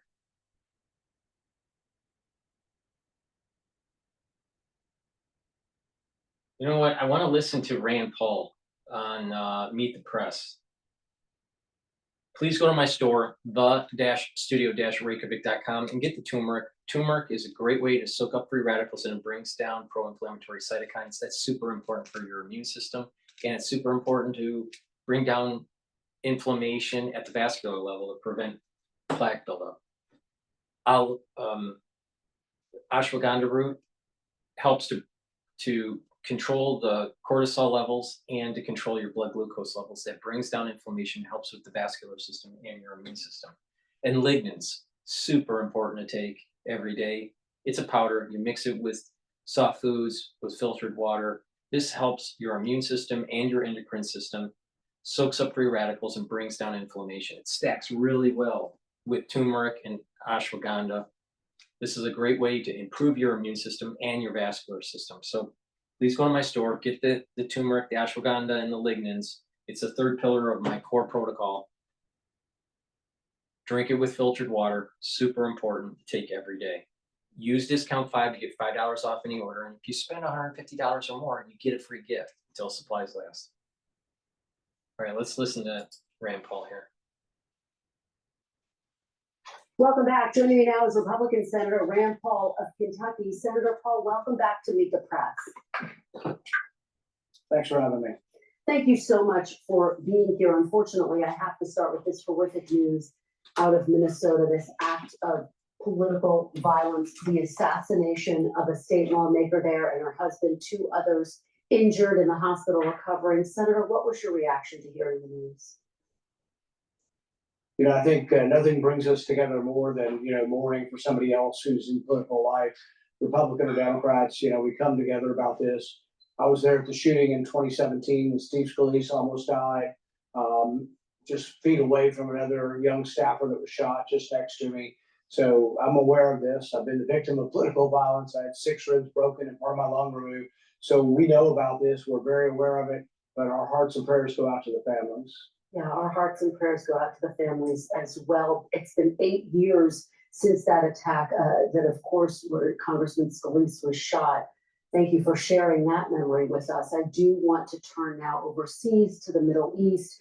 In fact, it's an active situation right now. It's our understanding that Iran is sending missiles striking Tel Aviv as we're having this conversation. You've warned President Trump not to get involved in the conflict between Israel and Iran, saying, quote, a war with Iran would make Iraq look like a skirmish. But have a look at what Senator Lindsey Graham argues should happen if Iran does not come to the negotiating table. He says, quote, if Iran refuses this offer of the United States, I strongly believe it is in America's national security interest to go all in to help Israel finish the job. How do you respond to Senator Graham's call to go all in and help Israel finish the job, Senator? Well, his initial response was game on, and I don't consider war to be a game. The hundreds of thousands of people that potentially will now die on both sides. You know, for a couple thousand years, we've had this discussion over what is just war. Not only our civilization, but other civilizations have had this discussion. And one of the things that many people came to a conclusion was that preemptive or preventative war wasn't just. And so there is that. But there is also the idea that what happens to Iran, you imagine what happens in Iran now. Do they coalesce around their government, even though their government is unpopular? Does nationalism thrive? And you would think that they would probably be less likely to want to negotiate at this time, particularly when they may feel that negotiations were a ruse to put them at ease until the bombing happened. So I think it's going to be very hard to come out of this and have a negotiated settlement. I see more war and more carnage, and it's not the U.S.'s job to be involved in this war. Iraq was a mess. Afghanistan was a mess. And one of the things I like about President Trump is he has shown restraint.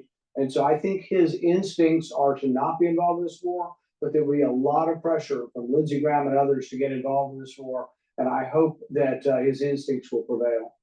All right, let's turn now to what we all witnessed here in Washington, D.C., the nation's capital on Saturday, a military parade celebrating the 250th birthday of the Army. Here in Washington yesterday. You expressed some doubts ahead of the parade. President Trump says the parade was to showcase the Army's military might, even to inspire a new generation to sign up for military service. Senator, what do you say about that argument? Could the parade have that benefit of encouraging people to sign up and enlist? You know, I'm all for the president appearing and doing enlistment ceremonies at military bases. I've been with the president at Dover to receive home our dead soldiers. And so those who have been killed in action and to mourn their loss. But I just never liked the idea of the parade because I grew up in the 70s and 80s, and the only parades I can remember are Soviet parades for the most part, or North Korean parades. And the parades I remember from our history were different. You know, everybody remembers that famous scene of the soldier, you know, dipping the girl and kissing the girl in New York in the ticker tape parade. But we were rejoicing the end of war. We were rejoicing our soldiers coming home. And that absolutely ought to be commemorated and discussed every year, Memorial Day, Veterans Day. But we never glorified weapons so much. And I know he means well. I don't think he means for any of this to be depicted in another fashion, but I'm just not a big fan. Then there is the cost. I mean, we're $2 trillion in the hole, and just an additional cost like this, I'm not for it. I do want to get to the debt deficit momentarily, but first, let's talk about those. I wasn't for the parade either. I think it's a waste of money, like he said. But not just that. I just feel as though our military doesn't shouldn't be pounced around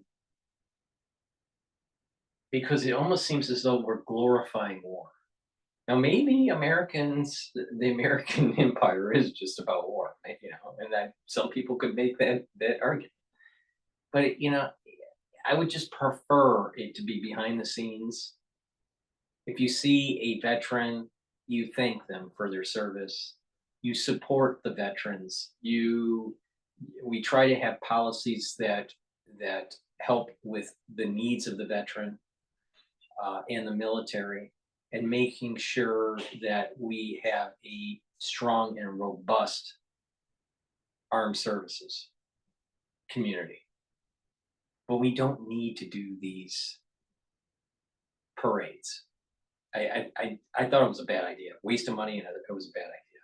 Even though I am very pro supporting of the military, very pro. So I've been like that all my life. But the thing is unfortunately, we have a lot of generals, and we have a Pentagon that doesn't know how to win a war. And it's not the United States way to be trouncing around with a bunch of military equipment. I just think it was in bad taste. Raids that have really dominated the week. We've seen them, anti-ICE raids really across the country. You're the chair of the Homeland Security Committee, which means you have oversight over DHS. I want to play some sound for you from Governor Gavin Newsom. Take a listen to what he had to say about those ICE raids. I was in Oxnard, California yesterday. I met with a 12-year-old boy, tears pouring down his face. His mom and dad snatched by agents. They were working the fields for over 20 years. He doesn't know where they are. He has Well, wait a minute. They're working the fields for 20 years.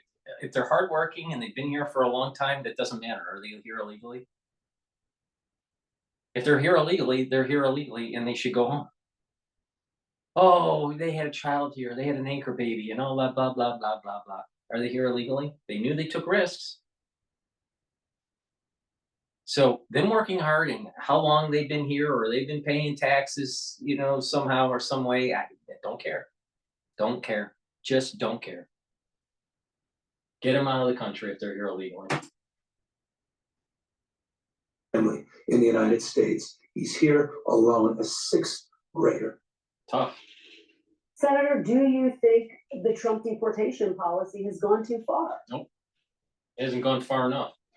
I live in a community, Bowling Green, Kentucky, where we have lots of first-generation immigrants. Many of my friends, many fellow physicians, they're new Americans. And I often say some of the best Americans just got here.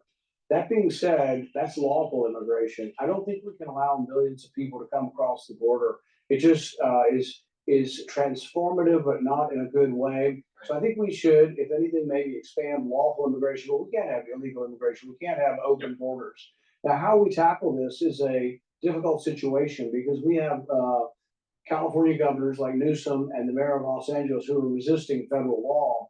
And if you go all the way back to the Civil War, one of the conclusions of the Civil War, and particularly the Civil Rights era, is that there are times when the federal government will step in if local officials are resisting the law.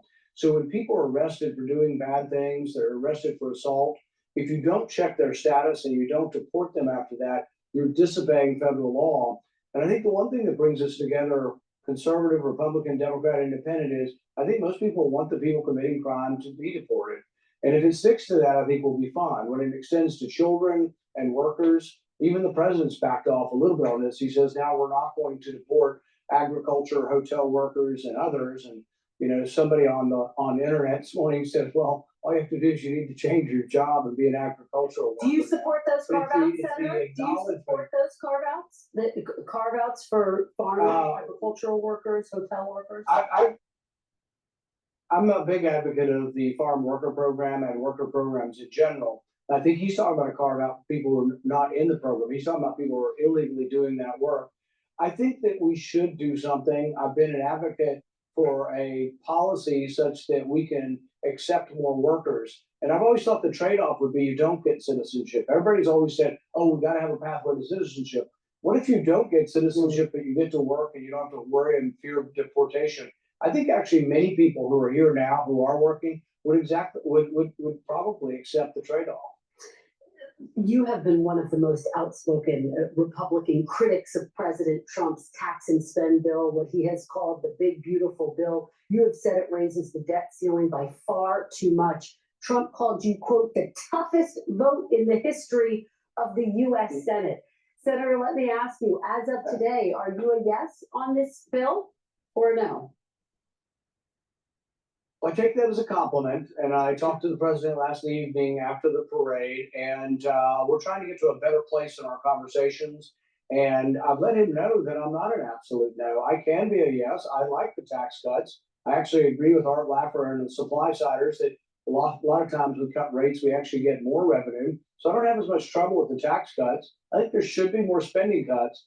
But if they want my vote, they'll have to negotiate because they don't want to vote to raise the debt ceiling $5 trillion. You know, Congress is awful with money, and so you should give them a more restricted credit line, not an expansive one. Yes, the debt ceiling has to go up, but what I've said is it ought to go up 3 months at a time, and then we should have a renewed debate about the debt. We shouldn't put it up $5 trillion and wait 2 years, go through another election cycle, and be almost towards the end of the Trump administration and say, "Oh, whoops, we have added a bunch of debt. We should have done better." I think we should keep talking about it. Senator, very quickly, I have 2 more questions and 1 minute left. What's it going to take to get you to a yes specifically, very quickly? Separate out the debt ceiling and have a separate vote on it. And I won't be the deciding vote on this. Is this what I tell my supporters? I will be, if I am the deciding vote, they'll negotiate. If I'm not, they won't.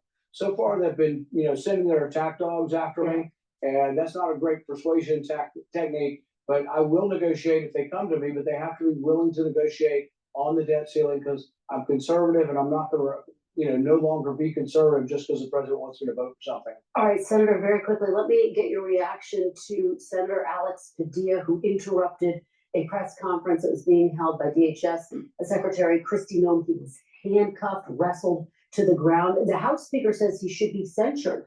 Do you agree? Should he be censured for that? I don't like the images of him on the ground or being handcuffed, but also didn't like the images of moms at school board meetings being handcuffed. I didn't like the images of peaceful January 6th protesters or people assembled there being taken to the ground in airports and handcuffed. So that I don't like, but at the same time, the other side to it is, can you rush a stage? Can you rush into a press conference? And I think they didn't. I think they honestly didn't recognize him. He rushed the stage. There was sort of a physical tussle. I think it could have ended with that without the handcuffs. But also, I don't think there's a complete get out of jail free that, there's no repercussions for rushing the stage and there's no criticism for rushing the stage. So I think it's a complicated story and I think we can do a better job. But I'm not about to say it's all on one side or the other. So you would be for censuring him? You're a no on censuring him, Senator? No. I'm not for censoring. Okay. I think that's crazy. I'm not for that at all.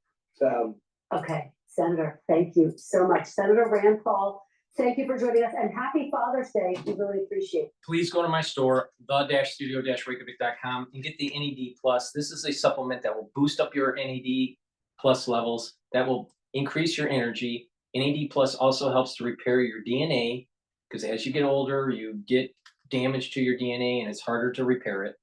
In addition, NAD Plus helps to protect your neurons. Take NAD Plus if you're 40 years of age or older, super important to protect your neurons. And also take ubiquinol. Ubiquinol is the most bioavailable form of CoQ10 that you can purchase. Ubiquinol is an antioxidant, so it's going to soak up free radicals, reduce stress in the cell, and help the health of the mitochondria. The mitochondria will improve your energy levels, so it's going to go up. You're going to have more ATP, and ubiquinol helps to protect your neurons.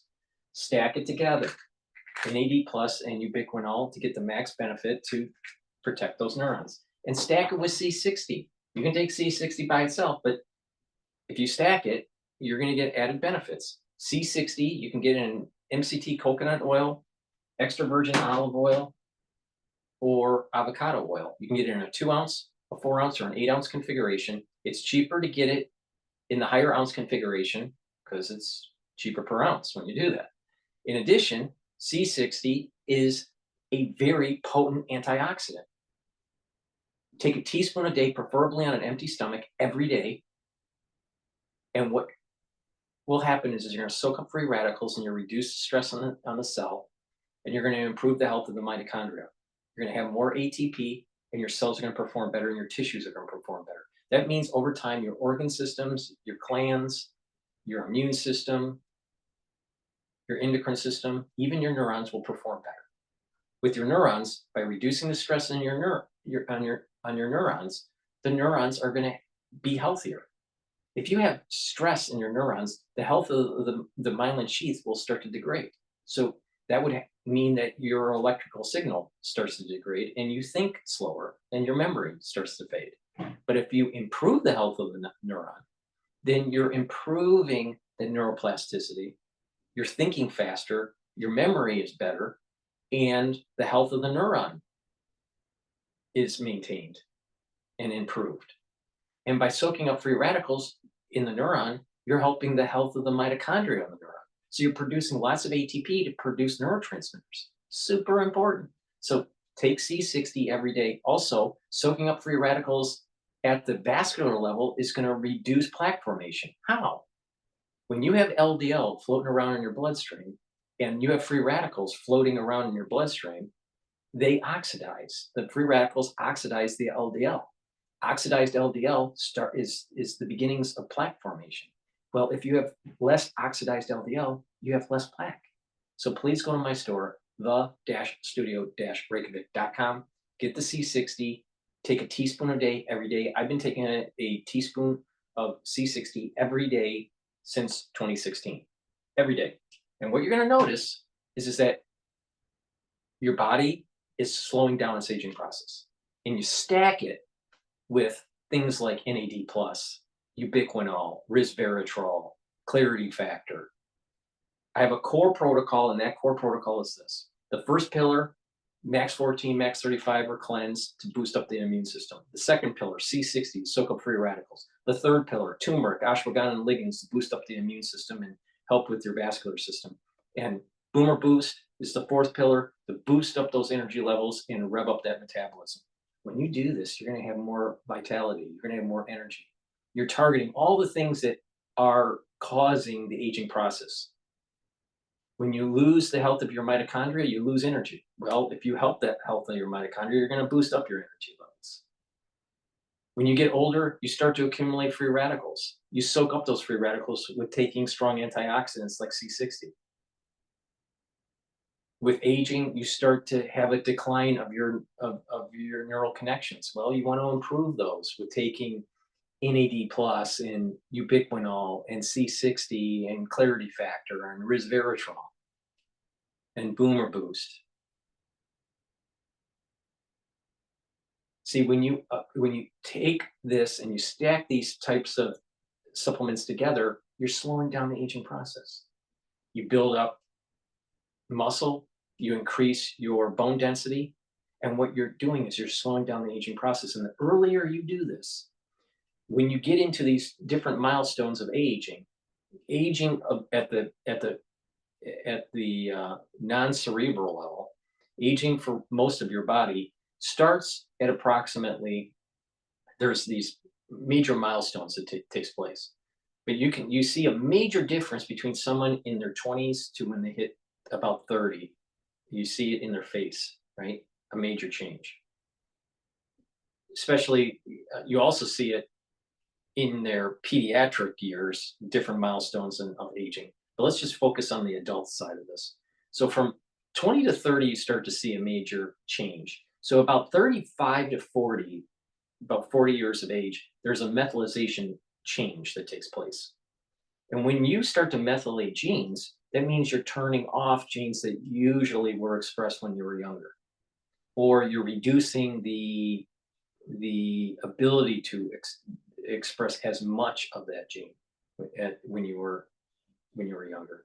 So if you are taking these supplements and you're slowing down the aging process, when you're getting into those milestones at age 35 or 40, you're reducing the methylation. Therefore, when you're going into the next milestone, you're actually younger because you have less methylation. All right. So age 35 to about 40 is a major milestone. Another one is around 50, 55. And then another one at 65 to 70. All right. And so when you get into these major milestones and you're soaking up those free radicals and you're boosting up the health of the mitochondria and you improve your bone density, improve your cardiovascular health throughout these major milestones, then that methylation is less.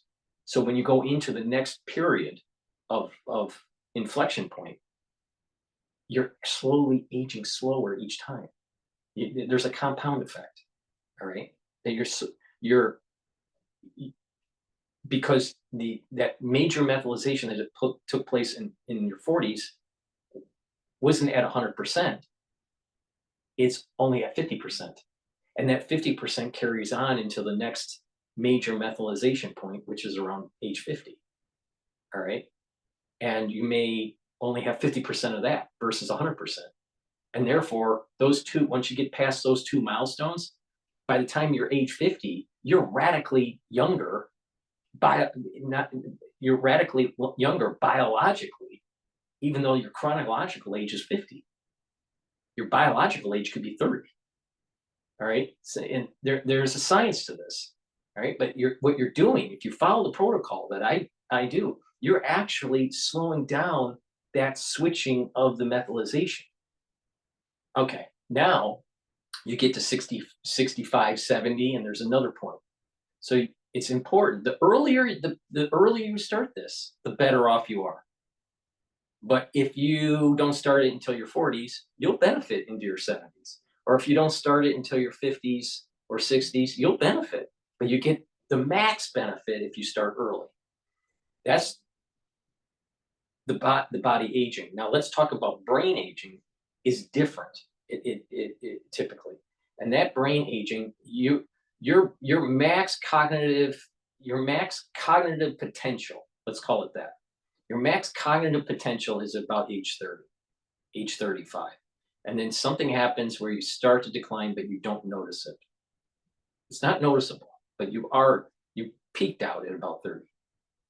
Now, that doesn't mean that you won't learn and you have, more insight, but that's more wisdom, not just raw energy to compute. All right. So 30, there is a slow, you peaked. Once you hit age 50, then you're going to start to see noticeable cognitive decline. All right. And then another period of time is around age 70. 60, the high 60 range to age 70.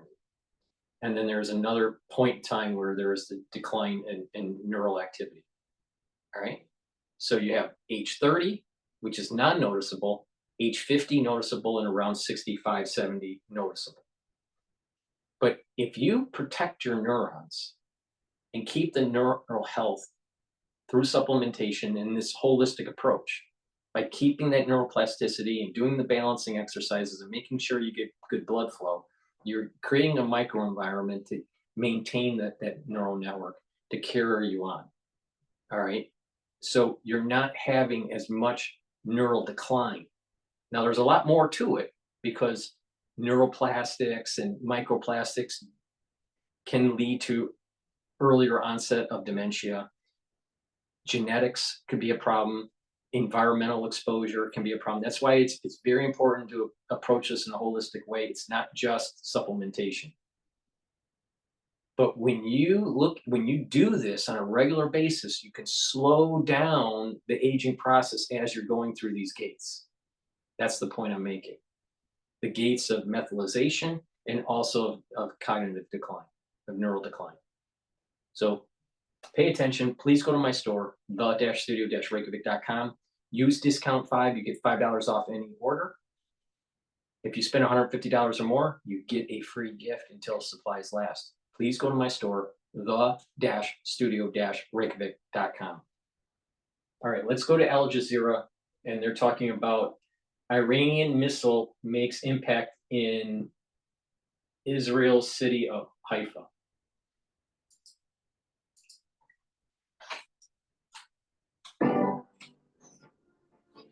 Let's bring you some breaking news where an Iranian missile has just made impact in Israel's city of Haifa. These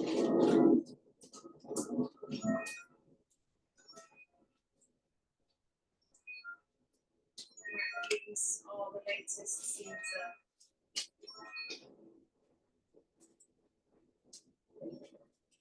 Most of the latest scenes we've just seen coming out of Israel. Iran's armed forces have warned Israelis to leave the vicinity of quote vital areas. That's according to state television.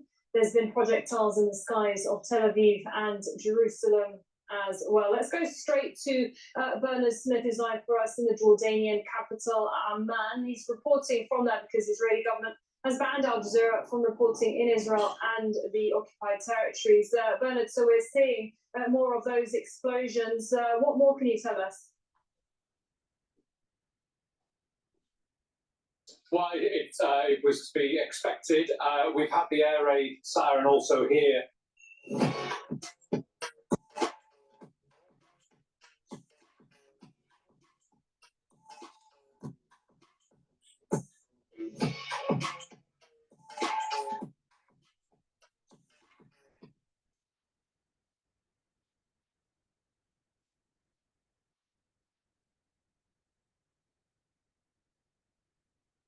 Use Kayak's Explorer tool to see just how far your budget can take you. Reykjavik? Spectacular. Then do what people do. Forget about Reykjavik for a while. 10 weirdest foods. Icelandic sheep's head jelly? Ugh. Oh yeah, Reykjavik. Back to Kayak for a great deal. We've had the air raid siren also here over the Jordanian capital, Amman, where I am, although I haven't seen anything in the skies yet, although there were a couple of searchlights pointing over the skies earlier on. Haifa was already targeted overnight, Saturday to Sunday. It's a very strategically important Israeli port, oil, it's a refinery. The Israelis said after earlier on today, before this apparent strike, the refining was still going on there. Also, there were sirens over northern Israel this afternoon. Then the Israeli military said that its missile defense system had stopped those landing and nothing was hit. Most of the damage when Iran is sending most of its missiles appears to happen overnight, and certainly most of the damage was last night so far, Saturday night into Sunday. At least 14 Israelis killed, 2 of them children in that, 7 killed in a direct hit on an apartment building, and 4 others killed in a hit on a Palestinian Israeli village. So it looks like Iran has resumed firing missiles again this evening. There have, as you've mentioned, already been hits on Israeli territory. We haven't seen anything going over here in Amman, but that doesn't, about just over where we're standing. But the missiles can, of course, take other routes. For now, we just know that those targets have been hit in Haifa, and as you've been reporting, Tel Aviv. Yeah, of course, those missiles, usually you see them in passing through other countries before they do arrive in Israel. And Bernard, of course, this was expected, as you mentioned, because both sides have said that they will continue. Now, what do we know in terms of what the leadership has been saying in Israel? Have we been hearing from them at all in the last hour or so?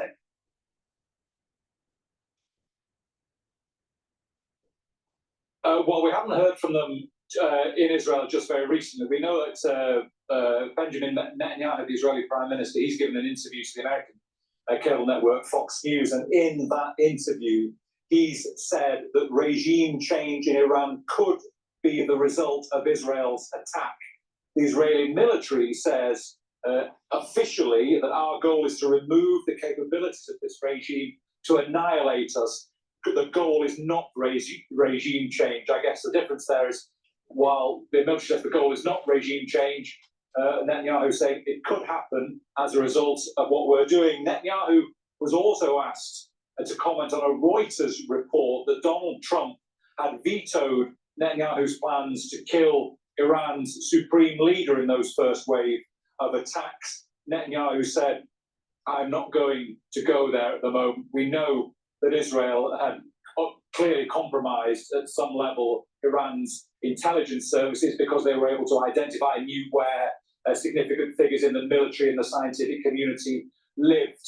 Also, an interesting intelligence line out of Israel as well. They've arrested 2 Jewish Israelis on suspicion of working for Iranian intelligence services. We don't often hear about that. We hear, as we've heard, about how Iranian intelligence has been breached in Iran by Israel's security services, but not often the other way around. The Israelis actually say there are one of 22 cases involving thwarted attempts by Iran to infiltrate Israel. Bernard, Israel has been receiving these rockets not just since this escalation with Iran, because this all started after the October 7th attack. So this isn't something that the Israelis aren't used to, but we haven't seen it to this scale before, have we?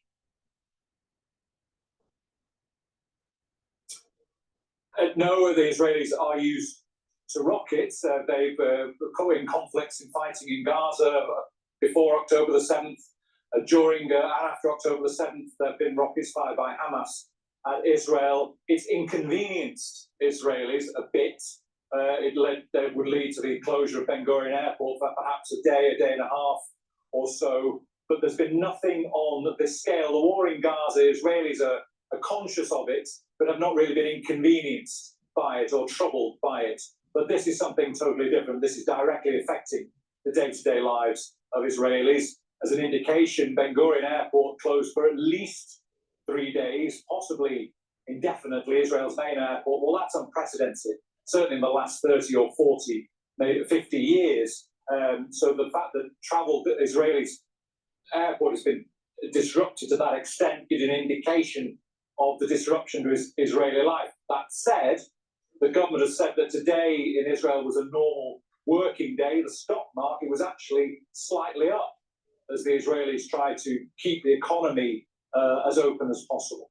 Yeah, and just to remind our viewers as to what they're seeing exactly on the screen, there's those 2 live pictures there from Haifa, and we've also been seeing Tel Aviv for both of those pictures that we're seeing. The smoke that's rising from the skyline of Haifa, that's after Iranian missiles. One of them is apparently supposed to have made impact in the Israeli city of Haifa. Let's speak to Ori Goldberg, who's an Israeli political commentator joining us live now from Tel Aviv.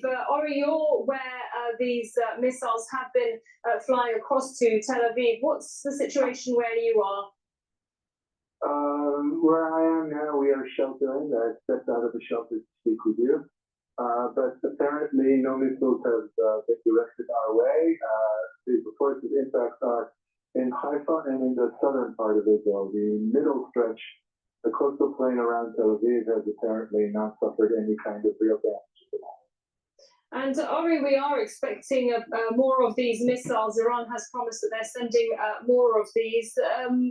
How is it amongst the Israelis? Is there a sense of panic? Obviously, they've been told to take shelter, but at the same time, the Israeli Prime Minister is saying that this will continue for a long time, this situation with Iran. Well, I guess I could describe the mental state of the Israeli collective as somewhat schizophrenic. On the one hand, you've got massive support for the government for this war in Iran. Most Israelis believe it's high time Israel did something about the quote-unquote Iranian threat. And even the tens of thousands who protested regularly against Netanyahu support him in his efforts. On the other hand, there is a general awareness of the fact that the stated goals of this war with Iran are not the sort of goals Netanyahu can actually realize or fulfill. In that sense, Israelis are reminded of Netanyahu's war in Gaza, where he failed abysmally to achieve any of the goals Israel under him set itself. But Israelis are not expressing their mistrust publicly. They're not coming out against the government of the war. They are shifting into personal survival mode. You do what you have to do. You buy food, you buy medicine, you stock up on all the essentials, and you take care of yourself because you can't really expect the state to care for you. So if our government says it was a normal working day, that is very far from the Israeli reality that I'm seeing. Sorry, I mean, when it comes to the situation at the moment for Israelis, there had been a lot of protests against Prime Minister Benjamin Netanyahu, especially calling for the end of the war in Gaza and to bring back the captives as soon as possible. Do you think that the support for Prime Minister Benjamin Netanyahu and his government on this one in particular will actually go up? Yes, it's already gone up massively. There's nothing that rallies Israelis around the flag like a good war, and Netanyahu came out all guns blazing with the first night of the strike. Israel appears to be having its way with senior Iranian leaders and with Iranian industries. The thing is, Israel doesn't seem to know what it actually wants to do in fact. Again, just like in Gaza, it doesn't have a clear goal. It doesn't have an end game. It doesn't have any sort of strategy. And Israelis, I think, are beginning to realize that, even so, the general sense of the collective vibe is one of support and even pride and, you know, being very, very certain that Israel holds the upper moral hand in this case.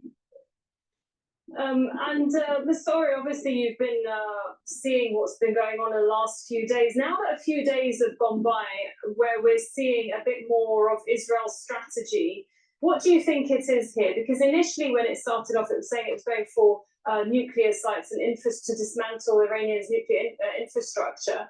And now it's going after the energy sector and so on and so forth. And also Prime Minister Benjamin Netanyahu, very clearly, quite happy if there's a regime change there. Yeah, precisely. The thing is, Israel doesn't really have a status. Israel is trying to grab whatever it can. It's using the dominance that it has managed to create for now in the skies above Iran to bomb as many diverse targets as possible. But there is no guiding thread here. There's no sense that Israel knows what it's doing. And most importantly, there's no sense that Israel knows or has any plans to stop. Without knowing when you're going to stop, a war can last indefinitely. If you insist on defining an Israeli strategy, that strategy may be that in Iran, just like in Syria, Lebanon, Gaza, the West Bank, Israel wants to be able to fire at anyone they want, kill anyone we want, for as long as we want, without paying any sort of price or bearing any sort of responsibility or suffering any kind of consequence. If there's an Israeli strategy, that's the Israeli strategy. Okay, thanks very much, Ori Goldberg in Tel Aviv, bringing us a basis on what's happening where he is as well. Guess which student has a better chance of getting into? All right, let's listen to Jack Keane, General Jack Keane.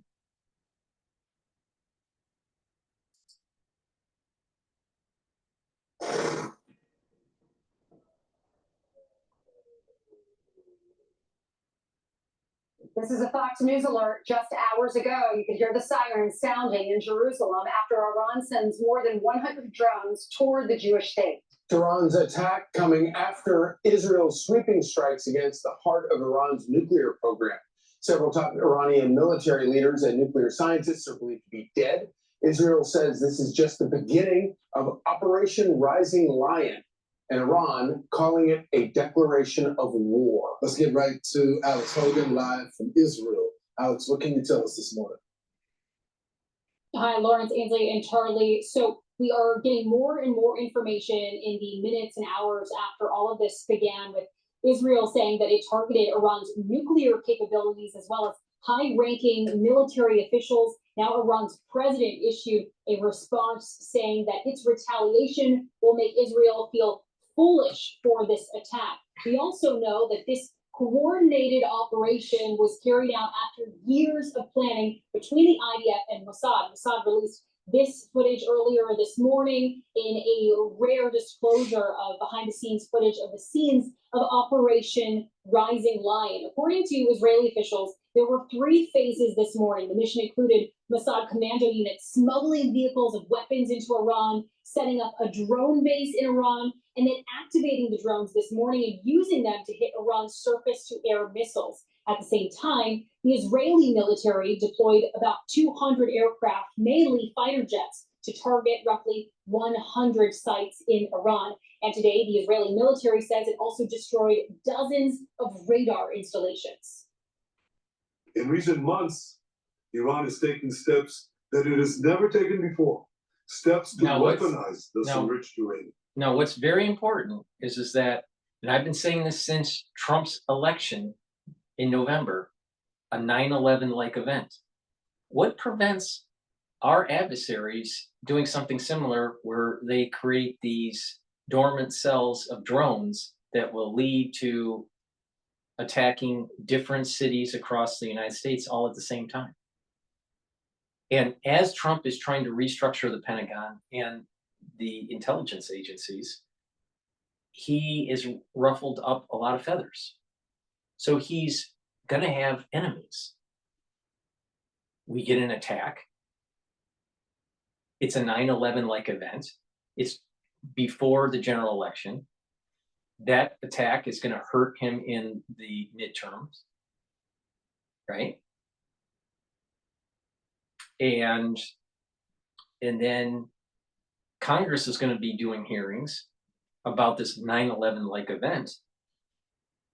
And the departments of defense and our agencies that's part of the national security force is going to be asking for more money and more personnel. So Trump's walking into a dangerous zone here. There is a very high probability that we're going to have a 9/11-like event that's similar to, it's about drones now. Wasn't planes it's not planes into buildings. It's going to be drones being flown around all at the same time in different cities attacking. And because we have such a porous border, I should say, porous border, because of that, who knows what's in our country? And not only that, you can have so many people here that want to cause havoc that they can make this stuff on a 3D printer and assemble them. They could be doing this in our country right now. We're seeing the beginnings of probably a 9/11-like event. If not stopped, Iran could produce a nuclear weapon in a very short time. Early this morning, multiple explosions were heard at Iran's Natanz nuclear power facility. The International Atomic Energy Agency says that there has been no increase in radiation levels at that facility. The Director General of the IAEA held talks with Israeli Prime Minister Benjamin Netanyahu, according to his office just hours ago. And today, Iranian state media say that 6 nuclear scientists were killed in these strikes, as well as these 3 military commanders in the Iran regime. We also just got word from Israel that the IDF killed another high-ranking commander and says that most of the Iranian Revolutionary Guard Corps high command were killed while gathering in an underground headquarters. Iran's ministry issued the following statement saying, quote, "The aggressive actions of the Zionist regime against Iran could not have been carried out without coordination and with the approval of the United States. Thus, the U.S. government, as the main supporter of this regime, will be held responsible for the dangerous consequences of Israel's adventurism." U.S. Secretary of State Marco Rubio stated the following, quote, "We are not involved in strikes against Iran, and our top priority is protecting American forces in the region." It was 3 a.m. this morning local time when sirens blared across the country, waking up millions of people in Israel, telling them to get to shelters. The defense minister declared a special state of emergency after this elaborate strike in anticipation for the Iranian response. Israel said that Iran launched as many as 100 drones. We have seen that close to an end at this point in time because the IDF says it was able to strike those drones down using fighter jets, as well as Jordan able to intercept some of those drones in its airspace. As a result of that, there is a slight sigh of relief for Israelis who have been hunkering down close to their shelters for hours. Again, since 3 a.m. this morning, we are starting to see some people make their way out, walk around, and Israeli Home Command has told people that they can venture out a little bit further. That being said, the country and the region on high alert as we go into this weekend. Yeah, we were told they were buying groceries and bottled water and stockpiling those just in case. Thank you so much. Thanks, Alex. Let's bring in Fox News Senior Strategic Analyst, retired four-star General Jack King. General, thanks so much for joining the program this morning. You know, the Israelis really had three prongs to this almost. They went after the brains of the operation. They went after the certain facility sites, but they also went out after some of the tools that the Iranians would use to respond to this attack, right, General? Yeah, I mean, it's a comprehensive attack for sure. It's conducted by 200 fighters and the Mossad on the ground. And by the way, the Mossad effectiveness inside of Iran for a number of years is absolutely stunning. They don't talk about what they do, but they've actually hit nuclear sites themselves on the ground in the past. They're quite remarkable. We're probably not going to reveal much about what they're doing here. But yeah, but the four targets they're after are one, air defense systems. And it appears a lot of the drones that the Mossad launched inside the country were targeting them. And obviously the nuclear enterprise itself, they hit 7 nuclear sites in doing that. The principal one being the one that's been identified in the Natanz, and they haven't identified the other ones. Ballistic missiles, and this is a very key point here. The ballistic missiles are the weapon that could damage Israel. These drones that Iran is flying, they're not a serious threat. It takes 8 hours to get a drone to Israel. There's plenty of time to intercept them. When they flew over 150 of them back in April, every single one of them was defeated. The real retaliation means of ballistic missiles. They've got 2,000 of them before the strike began. And believe me, the Israelis are very, very concerned about these ballistic missiles. And also, the other target is what you mentioned, is the leadership target itself. General, what is exactly a ballistic missile? It's a missile that can travel at Mach speed. It goes into space. It comes down on a target with usually a very high degree of accuracy. And the Iranians did fire these at Israel twice before. Once was back in April when it was part of that massive over 300 missile attack and drone attack. And 120 ballistic missiles were fired at Israel. Only 4 penetrated their air defense system. However, the next attack that Iran made, they didn't launch drones, they didn't launch any rockets, they launched only ballistic missiles, 120. Receiving a negative customer review is painful for any entrepreneur. It hurts us to our soul. Seriously, it's terrible. We at Patriot Software applaud business owners who try to do a good job for their customers.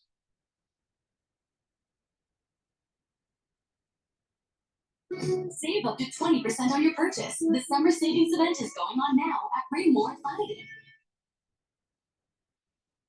Missiles, 120, over 200 ballistic missiles were launched, and 40 of them penetrated the Arrow system and the U.S. THAAD. That is unacceptable. And they were fortunately only focused at Air Force bases in the desert and the Mossad headquarters. Only 1 person was killed.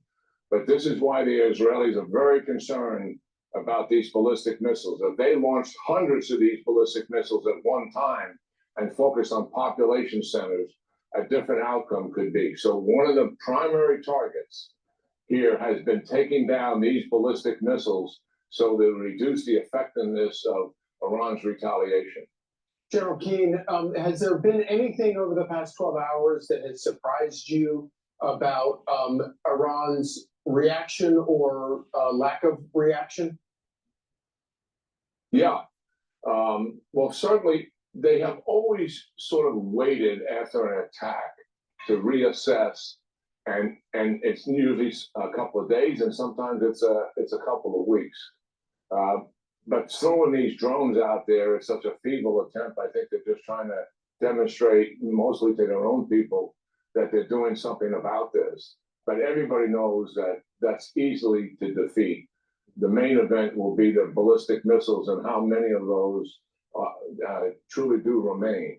And I might say, I mean, why is Israel doing this now? I mean, it became obvious as a result of the negotiations that President Trump's team was conducting that the Ayatollah, through his negotiators, was not about to voluntarily dismantle his nuclear program. And I think, and I said this from the outset, I believe in the Ayatollah's mind, he believes he would rather have the airstrike against him and recover some of that. In other words, survive to build again, rather than voluntarily dismantle a program that could be verified by independent inspectors. The second thing is, we all know, and the Prime Minister is saying so, Iran was accelerating their program while the negotiations are going on, their nuclear program. And the third thing, and then this is important, they were attempting to recover their air defense systems that Israel was so successful in destroying back in October. So, General, let's talk about this next step, because the president has made it very clear in his post this morning, he's still open to talk. They can choose peace still, but it looks like the Iranians have already canceled the talks going forward. That was pretty much expected, but the president is still opening up the door while still telling them in that same post, I'm going to give Israel even more weapons. And I don't think you're ready for that. Yeah, well, I do think, obviously the strength that we're displaying here in terms of, and it's going to be a successful impact upon the Iranian regime, gives negotiators a fair amount of leverage, not only dealing with the remnants of a nuclear enterprise, but Iran's malign behavior in the region. I mean, funding their proxies and state sponsorship of terrorism. So there's a lot still here to talk about, certainly. And I think the days unfold in front of us in terms of the Israelis and how long this is going to take. This is conditions-based, and what do I mean by that? They have to do bond damage assessments, which they're doing in some level of detail right now, and their intelligence is exquisite, to determine how much has been damaged and the targets they have assigned to themselves. And based on that and its success in the unfolding days ahead will determine how long this operation continues. And certainly they're talking to President Trump's team about what has taken place and providing feedback. And I would expect that we're providing some intelligence and logistics support. But the other thing the United States can provide, and I believe we're committed to it, is if this ballistic missile attack comes as we're expecting it to come, then the United States can also assist in defending Israel with other nations in the region, much as has been done before, that was put together by the CENTCOM commander, Eric Carrillo, if you can remember how well that was done when those 300 fuselage of drones, rockets, and missiles came at Israel back in April. The Israeli provided the main defense, but also the multinational force of the United States was significant in enhancing that defense. Do you expect that in hours, days, weeks? It's hard to predict the Iranians, as I said. They normally take some time before they respond, and sometimes as much as 2 weeks in the last year. So we'll see how much they were able to recover from this strike. And listen, this rocks their command and control. Not stated is, I'm confident the Israelis have gotten into their command and control and be able to gather and put together an intelligence and a re-attack plan based on what resources are left. So there's a recovery that's going on inside of Iran right now in terms of what they're going to do and how they're going to do it. Certainly they are going to retaliate, but I hope the Israelis stay at this and they'll continue to focus on a nuclear enterprise, but they're also a prime focus will be the remaining ballistic missiles that they can get to so that the effectiveness of the retaliation will be reduced. Yeah, so General, they are said, the Ayatollah says death to America is not just a slogan, it's a policy. They want to wipe Israel and America, they say this out loud, off the face of the earth. So what does retaliation look like if we have taken out 7 of their nuclear sites, or Israel did? If the ballistic missiles, if all, I think you said 2,000 ballistic missiles were there before the strike, if all of those are gone? Well, if they take their ballistic missiles out, they don't have much in terms of effectiveness. The Air Force is 1970s vintage that we gave to the Shah. And the reality is they don't have any consequential Navy. It's patrol boats and frigates. Their land force is large, but is poorly led, poorly trained, and poorly equipped. Their business has always been rockets and missiles and providing support to their proxies. Their proxies have better capability than they have themselves when you look at Iran comprehensively. Those have always feared going to war with Iran is going to be a major event here. It has never been that. Iran does not have any military effectiveness to stand up against the United States and Israel in terms of an all-out war. I don't see that in the offing at all. General Jack King, thank you so much for joining us. Thank you, General. I'm Steve Ducey. I'm Brian Kilmer. And I'm Ainsley Earhart. And click here to subscribe to the Fox. Please go to my store, the-studio-reykjavik.com, and get the heirloom barley. Heirloom barley will help to detoxify your body, bring down inflammation, and soak up free radicals with superoxide dismutase. This is a powder. It's a high-density protein. You take a scooper a day, mix it with soft foods, filtered water, milk, or even a smoothie. Take it every day. Very important for your overall health.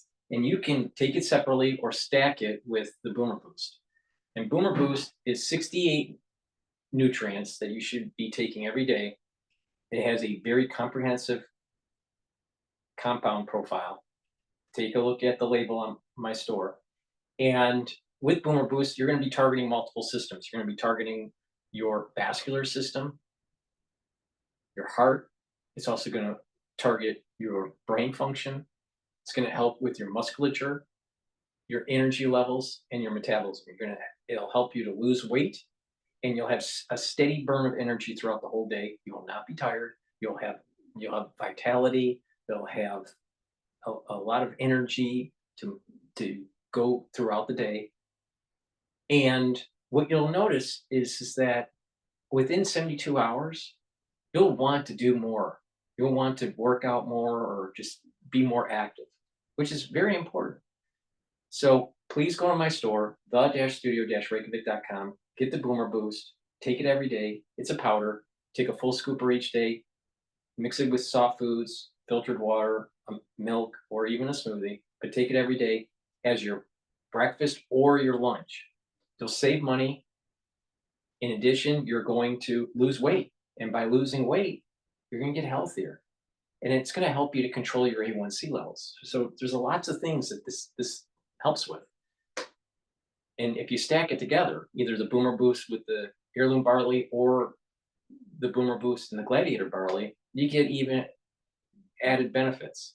So please go to my store, the-studio-reykjavik.com, and get the Boomer Boost, the heirloom barley, or the Gladiator barley. Use discount 5, you get $5 off any order. And if you spend $150 or more, you will get a free gift until supplies last. So please go to my store, the-studio-reykjavik.com. That's the end of my broadcast.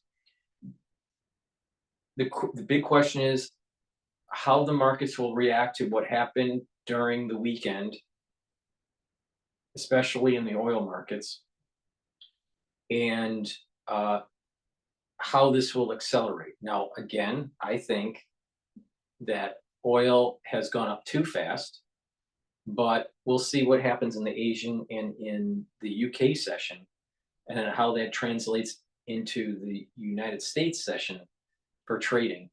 There may be a little bit of a blip up above $74 a barrel, but then it'll probably come back down. So what I'm doing is I'm shorting oil. I'm not long in oil. So please go to my store, the-studio-reykjavik.com. Get the great products I offer. Watch the live stream that I'll be doing on Monday morning, so tomorrow morning. And we're going to go over the markets, cover any breaking news, and you'll see live trading going on. So please please follow me on Rumble and on YouTube. Watch that live stream, and I also live stream on my website, the-studio-reykjavik.com. Thank you for listening, and have a nice day.